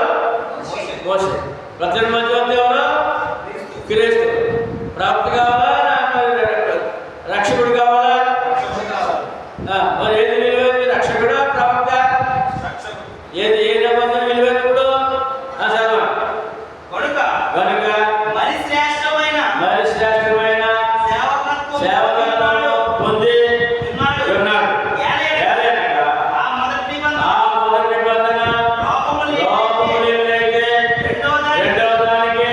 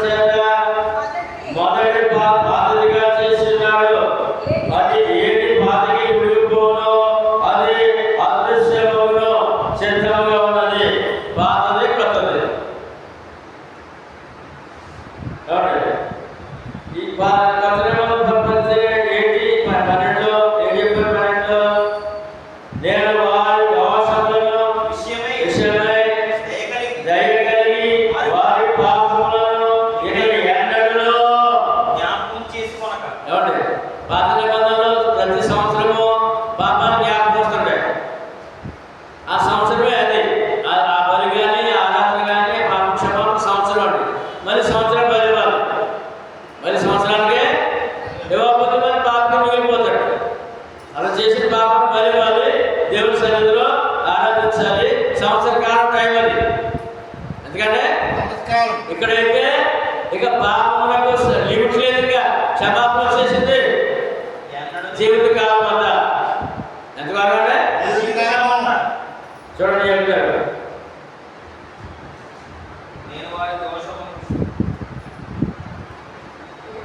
వారి పాపములను ఎన్నడూ జ్ఞాపకము పాత నిబంధనలో సంవత్సరం జ్ఞాపకం వస్తానే ఉంటాయి. సంవత్సరం బలి అర్పిస్తానే ఉండాలి. ఇప్పుడు ఈ సంవత్సరం వేసుకున్న బలి అవ్వాలప్పుడు అవ్వాలా? ఒకేసారి ప్రభు నమ్మి బాప్తిజం పొందమన్నారు. పాప క్షమాపణ కొరకు రక్తంలో కడుగుతారన్నారు, కడిగేశారు. ఆయన ఒక్కసారి బలి అయ్యారు. ఆ యొక్క ఆ రక్షణ పాప క్షమ ఒకేసారి అయిపోతే జీవితకాలం కాపాడుకోవాల్సిందే. జీవితకాలము మళ్ళా పాపాల గురించి ఏం చేయాల్సిన బాగాలేదు. ఇక అది ఎప్పుడు జీవించడమే. మళ్ళీ బలి ఇవ్వాల్సిన అవసరమో, ప్రభు బలి ఇవ్వాల్సిన అవసరమో లేదక. 9:9 ఎబ్రిలోనే ఎక్కువ వచ్చారంటే ఎవరన్నా ఈ యొక్క పొట్టు వేయడం ఆధారపడి ఆ గుడారము ప్రస్తుత కాలమునకు అవమానంగా ఉన్నది. ఈ అవమానాన్ని బట్టి మనస్సాక్షి విషయంలో ఆరాధకునికి సంపూర్ణ సిద్ధి కలుగుగా లేని అర్పణలను బలులను అర్పించబడుతుంది. ముందు చెప్పారు కదా, ఏమంటే ఆ బలులు ఆరాధకునికి ఎవరికంటే మనం ఎవరప్పుడు ఆరాధకునికి సంపూర్ణ సిద్ధి కలగలేదంట. ఇప్పుడు ఆరాధకునికి సంపూర్ణ సిద్ధి కలిగింది. అది ఎక్కువ ఎక్కడున్నా మనం ఆరాధకునికి సంపూర్ణ సిద్ధి కలిగింది, దీవెన కలిగింది, మేలు కలిగింది, రక్షణ కలిగింది, పాప క్షమాపణ కలిగింది సంపూర్ణంగా అని మాట. పాత నిబంధన ప్రకారం ఆరాధకునికి సంపూర్ణ సిద్ధి దొరకలేదు, సంపూర్ణ దీవెన దొరకలేదు, ఏమంటే శాశ్వతంగా పాప క్షమాపణ దొరకలేదు అని విషయం. 12 చూద్దాం. 12 నుంచి 20 వరకు. 9, 12. మేకల యొక్కయు కోడెల యొక్కయు రక్తముతో కాక తన స్వరక్తముతో ఒక్కసారి పరిశుద్ధ స్థలంలో ప్రవేశించెను. ఎన్నిసార్లు? ఒక్కసారి పరిశుద్ధ స్థలంలో ప్రవేశించెను. ఏలయనగా మేకల యొక్కయు ఎడ్ల యొక్కయు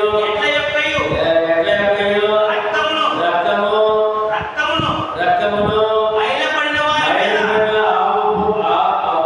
వారి మీద ఆవు, దూడ, బూడిద చరుటయు శరీర శుద్ధి కలుగునట్లు వారిని పరిశుద్ధపరచిన నిత్యుడుగా ఆత్మ ద్వారా తన్ను తాను దేవునికి నిర్దోషిగా అర్పించుకొనిన క్రీస్తు యొక్క రక్తము నిత్య క్రియలను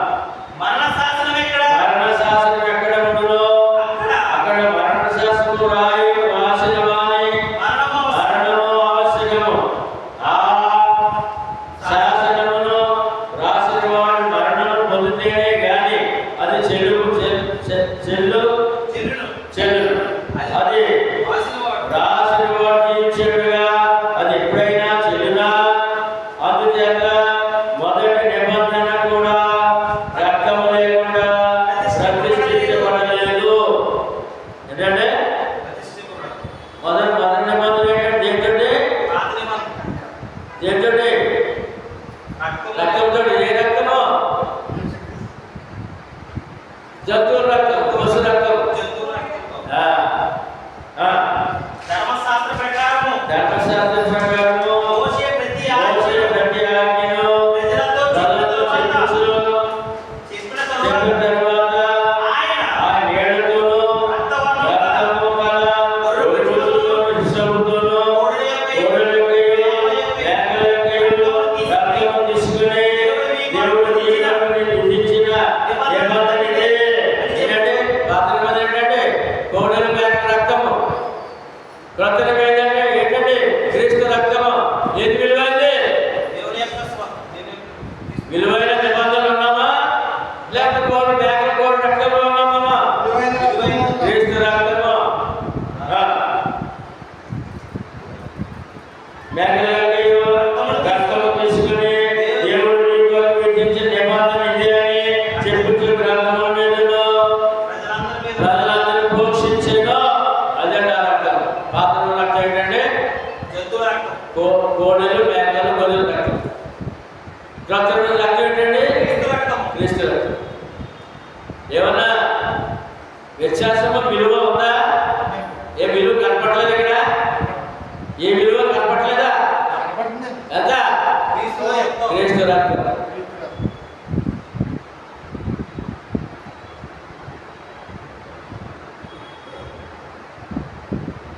పదక్షేమ 8:9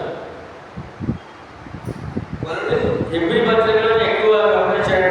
కొట్టువేయకుండా మాట బలులు అర్పణలు బలులు అర్పణలు పూర్ణ హోమములు పూర్ణ హోమములు పాప పరిహార బలులను పాప పరిహార బలులను నీవు కోరలేదనియు నీవు కోరలేదనియు అవి నీకు ఇష్టమైనవి కావనియు అవి నీకు ఇష్టమైనది కాదనియు ఆయన చెప్పిన తరువాత పైన చెప్పిన తర్వాత ఆయన నీ చిత్తము నెరవేర్చుటకు ఆయన నీ చిత్తం నెరవేర్చడము ఇదిగో నేను వచ్చి ఉన్నాను. ఇదిగో నేను వచ్చాను.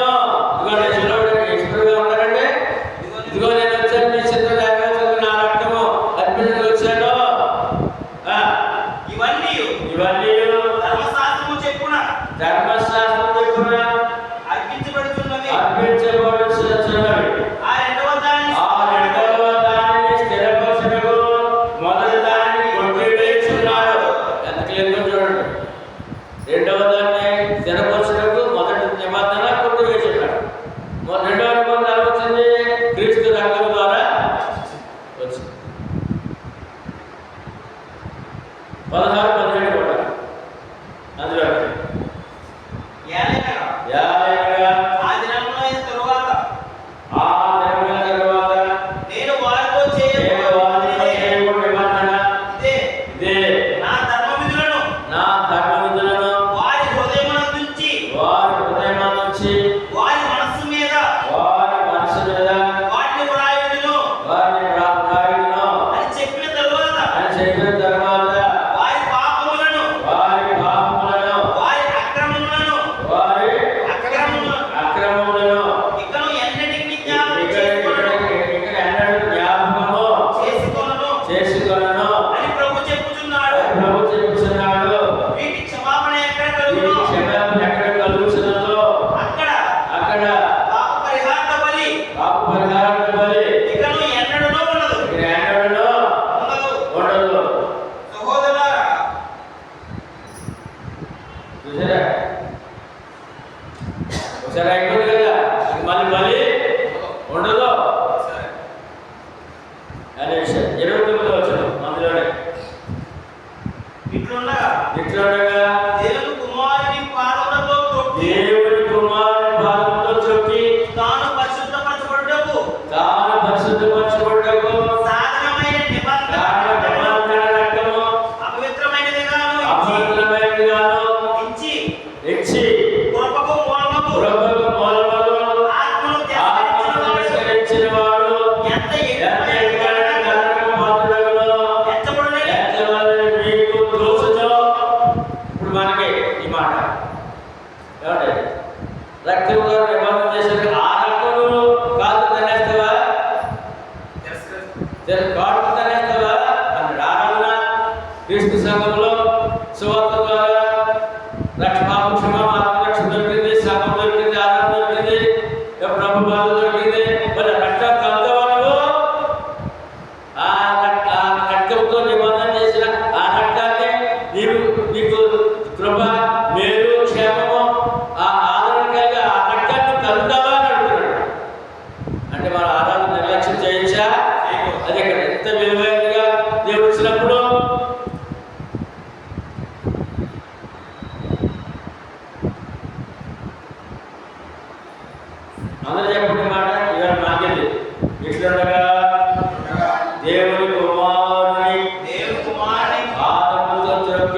పాదములతో తొక్కి తాను పరిశుద్ధపరచబడుటకు సాధనమైన నిబంధన రక్తం.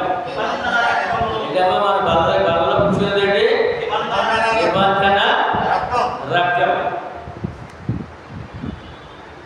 అపవిత్రమైనదిగా ఎంచి కృపకు మూలము ఆత్మను తిరస్కరించిన వాడు ఎంత ఎక్కువైనా దండనకు పాత్రుడుగా ఎంచబడులని మీకు తోస్తున్నది. ఏమండి పాత నిబంధన కొట్టేసి క్రీస్తుని బలిగించి క్రొత్త నిబంధన ఇస్తే ఆయన రక్తము అందరినీ కడిగి మళ్ళా ప్రభుత్వాన్ని బోధనిస్తే దాన్ని నిర్లక్ష్యం చేస్తే పాత నిబంధనలో ఉన్న వారికంటే కఠిన శిక్ష అందుక. మనం ఎల్లవేళ భయభక్తులతో కూడిన భక్తి అంటే భయంతో కూడిన భక్తితో మనము ఆ బల దగ్గర ఆయన పిల్లలుగా జీవితకాలం ఉండవలసిన వారమై అనే విషయం చాలా స్పష్టంగా. ఏమండి 12:24 వచ్చిన మందులోనే క్రొత్త నిబంధనకు మధ్యవర్తి అయిన యేసునందుకును హేబేలు కంటే మరి శ్రేష్టముగా పలుకు ప్రోక్షణ రక్తమునకును మీరు వచ్చి ఉన్నారు. ఎక్కడికి వచ్చాం మనం? క్రొత్త నిబంధన వచ్చాం. క్రొత్త నిబంధన ఏంటది? క్రీస్తు ప్రోక్షించిన రక్తము, క్రీస్తు చిందించిన రక్తానికి వచ్చాం మనం. పశువుల రక్తంలో కాదు, గొర్రెల రక్తంలో కాదు. ఆ రక్తంలో వచ్చాం. ఆ రక్తంలో ప్రోక్షించబడడం ఎంత జాగ్రత్తగా కాపాడుకోవాలండి అనే విషయాన్ని అక్కడ వల్ల రెట్టింపు చేస్తున్నాడు. ఏమండి 28:37 క్రొత్త నిబంధన చేస్తారన్నారు. మొత్తం 20 ఆ రక్తంతో ఇది నా రక్తము, ఇది క్రొత్త నిబంధన చెప్పారు. ఏమండి అలా క్రొత్త నిబంధనలు మనం ఉన్నాం. ఇప్పుడు లోకమంతా రావాలి, వచ్చిన వాడు కాపాడుకోవాలి, వచ్చిన వారు కాపాడు. నిబంధన పాత నిబంధన మార్చాడు, తీసేసాడు, కొట్టివేసాడని చెప్పి విషయాలు ఉన్నాయి కదా. ఆయన యేసు ప్రభువు వారు క్రొత్త నిబంధన మాట్లాడుతూ పాత నిబంధన తీసివేసి క్రొత్త నిబంధన ఆకిచ్చినట్టుగా మనకు ఒక కనపడతాడు. పాత నిబంధన తీసివేసి క్రొత్త నిబంధన ఇచ్చినట్టుగా 5 అధ్యాయంలో కనపడతాం. కొన్ని చూద్దాం. కొన్ని వచ్చిన మత్తయి 5:17-20 ధర్మశాస్త్రమైనను ప్రవక్తల వచనములైనను కొట్టివేయవచ్చిన తలంచరాలు నెరవేర్చుటకే గాని కొట్టివేయటకు నేను రాలేదు. ఆకాశమును భూమియు గతించిపోయిననే గాని ధర్మశాస్త్రం అంతయు నెరవేరు వరకు దాని నుండి ఒక పొల్లి పొల్లైనను ఒక సున్నైనను తప్పిపోదని నిశ్చయముగా మీతో చెప్తున్నాను.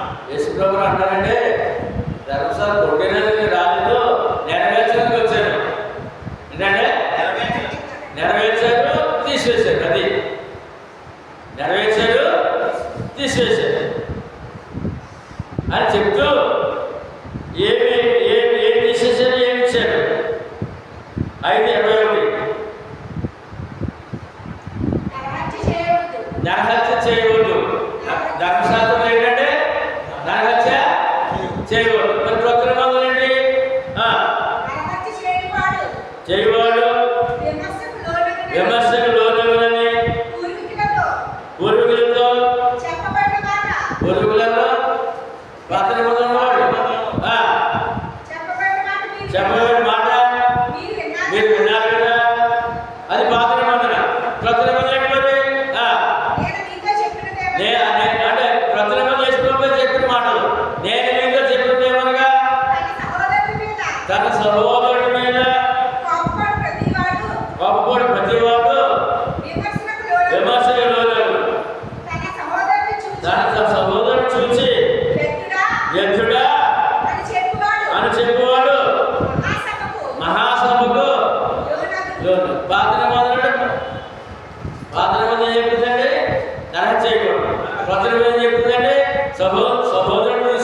ఎత్తుడా పరిమాణోడా అని కోపడకూడదు. ఇదే నా నచ్చింది. గోపిని చెప్పు. ఆ నిబంధన ఈ నిబంధన తేడా కనపడుతుందా? ఎంత గొప్పదంటే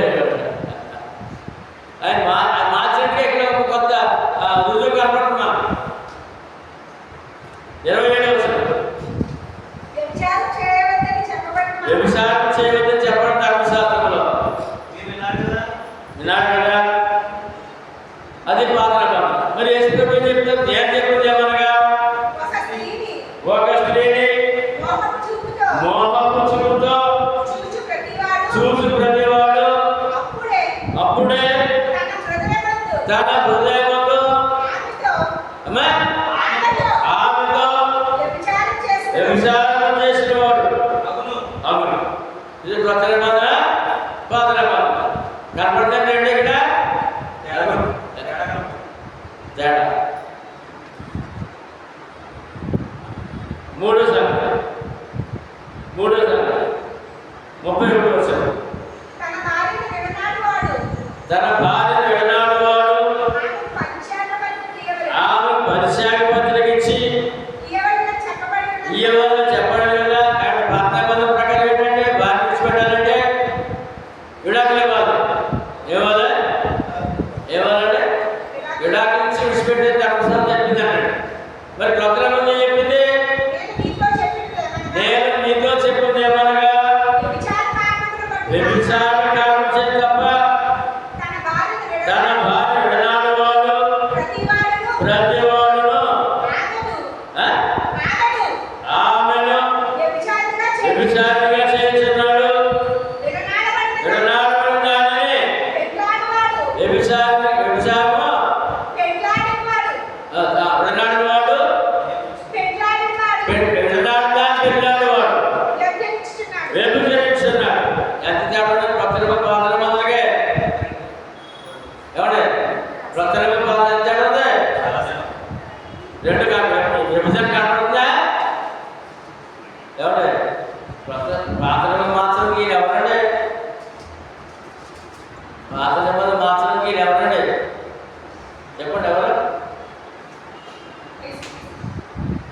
పాత నిబంధన మారుతున్నా అంటాడు కానీ మారుతున్నాడు కూడా చెప్తాడు వాళ్ళకి. చెప్తాడు కొట్టేస్తున్నాడు. ఎవరు అసలు ఈయన? చెప్పండి. క్రీస్తు.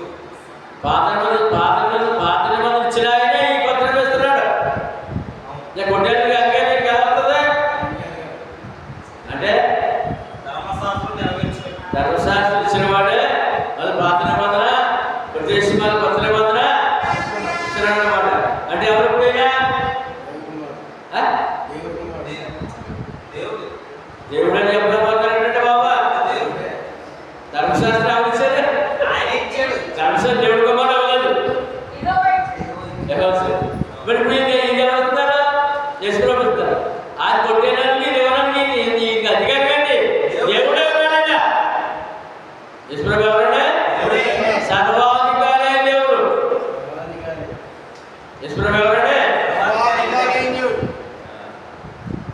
33వ వచనం.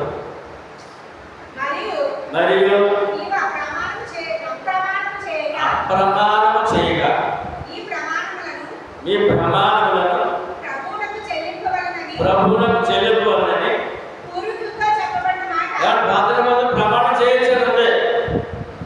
ఏం చేశాడు? ఒట్టు పెట్టుకోవచ్చు, ఒట్టు పెట్టి చెప్పచ్చు, ఒట్టు పెట్టి. మరి కొత్త నిబంధనలో చూడండి అక్కడ నేను నీతో చెప్పినది ఏమనగా, నేను మీతో చెప్పింది ఏమనగా ఎంత మాత్రమును రొట్టు పెట్టుకొనవద్దు. ఎంత మాత్రం ఒట్టు పెట్టుకోవద్దు. ఆకాశం తోడని ఆకాశం తోడని అది దేవుని సింహాసనము. అమ్మా అది దేవుని సింహాసనము. భూమి తోడని భూమి తోడని అది ఆయన కాదు. అది ఆయన పాదపీఠము. యెరూషలేము తోడని యేసులేము తోడని అది అది మహారాజు పట్టణము. నీ తల తోడని రొట్టు పెట్టుకొనవద్దు. నీ తల తోడని రొట్టు పెట్టుకొనవద్దు. ఏదైనా అమ్మతోడాలనుకోండి నా తలతోడండి నా అమ్మతోడండి అంటా కదా పెట్టొద్దు అన్నాడు అక్కడ. అది ధర్మశాస్త్రంలో చేయొచ్చింది. వాళ్ళకి ఇచ్చాడు పర్మిషన్. ఇక్కడ లేదు. తలతోడండి, అమ్మతోడండి, బిడ్డతోడండి అనొచ్చా? నీవు ఒక వెంట్రుకనైనను నువ్వు వెంటనే తెలుపులు కానీ తెలుపులు కానీ నలుపులు కానీ నలుపు కానీ చేయలేవు. చేయలేవు. ఈ మాట అవునంటే నీ మాట అవునంటే అవును, కాదంటే కాదు. కాదంటే అని ఉండవచ్చు. ఏ రఘు ఏంటిది? Straight forward. రఘు నిన్న మన చెప్పగల రాయల్ గారికి ఏంటి ప్రమాణం చేయకూడదు, దేని మీద ఒట్టు పెట్టుకోకూడదు అవునంటే అవును, కాదంటే కొత్త నిబంధన పాత్రలో ఒట్టు పెట్టుకోవచ్చు, ప్రమాణం చేయొచ్చు. తేడా ఉందంటే తేడా ఉంది. అంతే. 38 వచ్చిన ముగించుకుందాం. కంటికి కన్ను, కంటికి కన్ను, కంటికి పళ్ళు కంటికి పళ్ళు. అని చెప్పబడిన మాట ఏంటి పాత నిబంధనలో లేకపోతే పళ్ళు ఊడిపోయింది. మరి రెండు నువ్వేం చేస్తా ఎదురుకోవడం అంటే మన పన్నులు ఉంటాయి, అది ధర్మశాస్త్రం. కంటికి కన్ను పన్నుకి పళ్ళు అని చెప్పబడింది కదా. నేను నీతో చెప్పినది నేను మీతో చెప్పింది ఏమనగా దృష్టిని ఎదిరింపక దుష్టుని ఎదిరింపగా ఇది కుడి చెంప మీద కొట్టివాడు నిన్ను పురుషంగా కొట్టుకోవాలని బయటకు వైపు ఎడమ చెంప కూడా తిప్పు. ఎడమ చెంప కూడా తిప్పుము. ఎవడైనా ఎవడైనాను నీ మీద రాజ్యం వేసి నీ మీద వ్యాధి వేసి నీ అంగీ తీసుకొని నీ అంగీ తీసుకొని ఎడలా వానికి నీ పైవస్త్రము కూడా ఆడిని భయవస్తులు కూడా ఇచ్చివేయు. ఒకడు ఒకడు ఒక మైలు దూరం రమ్మని ఒక మైలు రమ్మని నిన్ను బలవంతం చేసి నేను బలవంతం చేసిన ఎడలా వాడితో కూడా వారితో కూడా 2 మైలు వెళ్ళు. 2 మైళ్ళు వెళ్ళు. నిన్ను అడుగువానికి ఇవ్వు. నేను అడుగువానికేమో నిన్ను అప్పు అడుగువాడు ఒక తిప్పుకోవద్దు. ఏమంటే పాత నిబంధన తేడా ఉందా? చాలా తేడా. అది అది వద్దంట, ఇది చేయాలంట. ఆయన మాటల్లో ప్రసంగంలో ఇచ్చే ఆజ్ఞ అన్నమాట. తర్వాత అందులో ఆఖరి మాట 43 ఈ నీ పొరుగు పొరుగువారిని ప్రేమించి నీ పొరుగువారిని ప్రేమించి నీ శత్రువును ద్వేషించు. నీ శత్రువు ద్వేషించమని చెప్పబడిన మాట విను. ధర్మశాస్త్రం చెప్పింది. నీ పొరుగువారిని ప్రేమించి శత్రువును ద్వేషించమని చెప్పింది ధర్మశాస్త్రం. నేను నీతో చెప్పినది నేను నీతో చెప్పింది ఏమనగా మీరు పరలోకమందున్న నీ పరలోకమందున్న నీ తండ్రికి నీ తండ్రికి కుమారులా ఎన్నుగలరు. కుమారులైనట్లు మీ శత్రువులను ప్రేమించుడి. ఏమ్మా?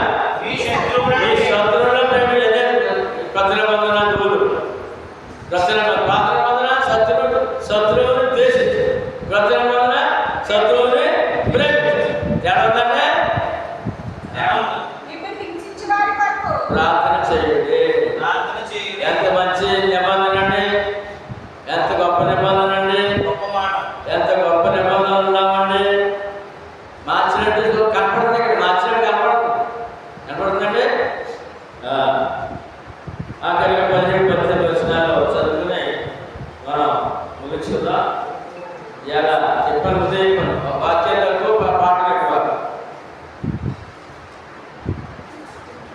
ప్రభువే ఆత్మ. ప్రభు ఆత్మ, ప్రభువే ఆత్మ. ప్రభువే ఆత్మ. ప్రభు యొక్క ఆత్మ ఎక్కడ ఉండునో అక్కడ స్వతంత్రము నుండును. మనమందరమును ముసుగు లేని ముఖముతో ప్రభు యొక్క మహిమను అర్థము వలె ప్రతిఫలింప చేయించు మహిమ నుండి అధిక మహిమను పొందుచు ప్రభువుకు ఆత్మ చేత ఆ పోలికగానే మార్చబడుచున్న కొత్త నిబంధన ఏంటంటే మహిమ నుండి అధిక మహిమ. కొత్త నిబంధన ఏమో మానవుడికి అధిక మహిమ. కొత్త నిబంధన విశ్వాసం ఏముందండి? మహిమ నుండి అధిక మహిమ, అత్యధిక మహిమ. అత్యధిక మహిమ. ఇది పరలోక వర్గం. ఎక్కడ వరకు అంటే పరలోకం. మహిమ ప్రవేశం సరిపోరు అంటారంట మా శాఖ. మహిమ ప్రవేశం, మహిమ నుండి అధిక మహిమ. ఫిలిప్పీ 4:19 అందరూ చెప్పండి. దేవుడు తన ఐశ్వర్యం చొప్పున క్రీస్తు యేసు మహిమలో మీ ప్రతి అవసరము తీర్చును. ఏమండి?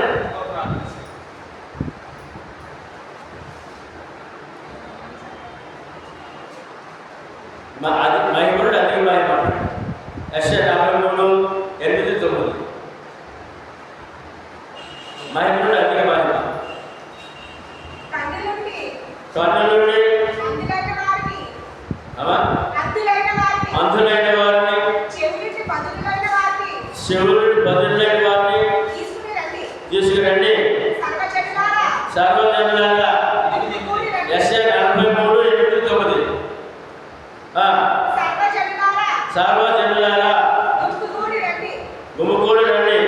జనములను పోల్చబడవలెను. జన్మలను కోర్చబడగలను.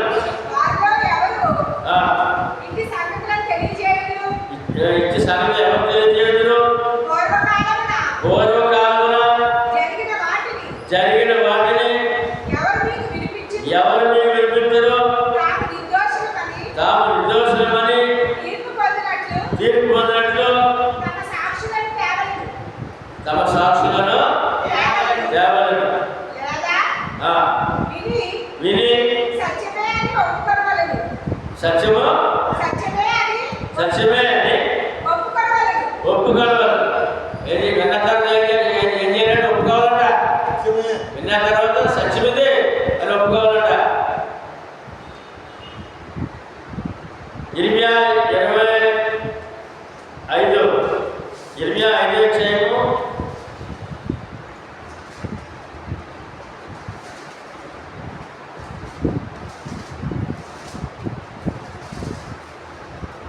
5 అధ్యాయం 20 నుంచి యాకోబు వంశస్థులకు యాకోబు వంశస్థులకు ఈ మాట తెలియజేయండి. ఈ మాట తెలియజేయండి. యూదా వంశస్థులకు యోధా వంశస్థులకు ఈ సమాచారం ఈ చాటించండి. సమాచారం చాటించండి. కన్ను నుండియు, కన్ను నుండి చూడకయు, చూడకయు, చెవి నుండియు, చెవి నుండి వినకయు, వినకయు నున్న నన్న వివేకములేని మూఢులారా, వివేకము లేని జనులారా, మూఢులారా, మూఢులారా ఈ మాట వినుడి. ఈ మాట వినండి. సముద్రము దాటలేకుండానట్లు, సముద్రం దాటలేకున్నట్లు దాని తరంగము దాని పర్వతములు ఎంత కొలినను ఎంత పొందినను అది ప్రబలేకను. అవి ప్రబలేకను ప్రభులైనట్లు ఎంత ఘోషించినను ఎంత ఘోషించినను దాని దాటలేకయు దాటలేకయు ఉండునట్లును ఉండినట్లును ఇచ్చి నిర్ణయం చేత ఇచ్చే నిర్ణయం చేత దాని ఇసుకను సరిహద్దుగా నియమించి సరిహద్దుగా నియమించి నాకు మీరు భయపడరా, దేవుడికి ఏం చేయాలండి? భయపడరా, నా సన్నిధిని వనకరా, నా సన్నిధిని వనకరా. ఇది యెహోవా వాక్కు. ఇదే వాక్కు. ఈ జనులు ఆ, ఈ జనులు తిరుగుబాటును ద్రోహము చేయు మనసు గలవారును. వారు తిరుగుబాటు చేయించు ఎవరంటే ఇశ్రాయేలు ప్రజలు ఎవరంటే ద్రోహము తిరుగుబాటు. ఆ, వారు తిరుగుబాటు చేయించు వారు తిరుగుబాటు చేయొచ్చు, తొలగిపోతున్నారు. తొలగిపోతున్నారు. వారు రండి వారు రండి రండి మన దేవుడైన మన దేవుడైన యెహోవా యందు యెహోవా యందు భయభక్తులు భయభక్తులు కలిగియుందుము. కలిగియుందుము. ఆయనే ఆయనే తొలకరి వర్షమును తొలకరి వర్షమును కడవరి వర్షమును కడవరి వర్షమును దాని కాలమున దాని కాలమున కురిపించువాడు కదా. కురిపించువాడు కదా. నిర్ణయింపబడిన కోతకాలపు వారములను వారికి రప్పించునని తన మనసులో అన్ని దేవుడు ఇస్తున్నాడు అనుకోవాలట. అనుకోలేదంట. ఆయనకు తెలిసిందంట. మనకు ఉన్నాయి, మనకి ఇచ్చేది ఎవరు వాళ్ళంటే మనకు ఉన్నాయని ఎవరు ఇచ్చారు అని అది తెలుసుకోలేదంట.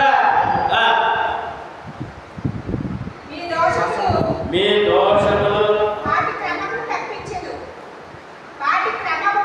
ఏడు క్రమం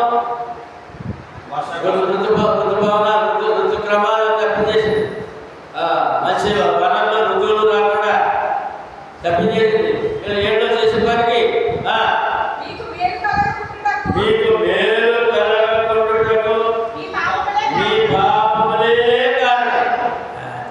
పాత నిబంధన ఏం చెప్తుందంటే మీకు మేలు కలగ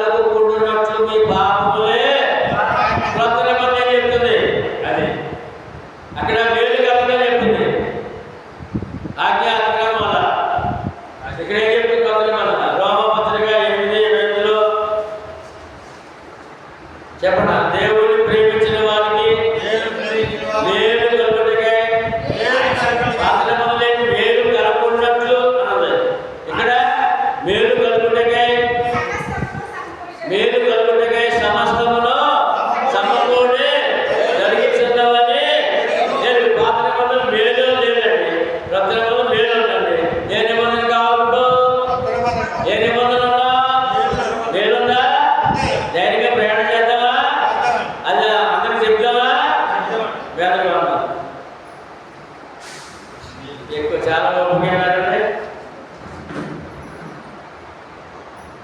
కట్టే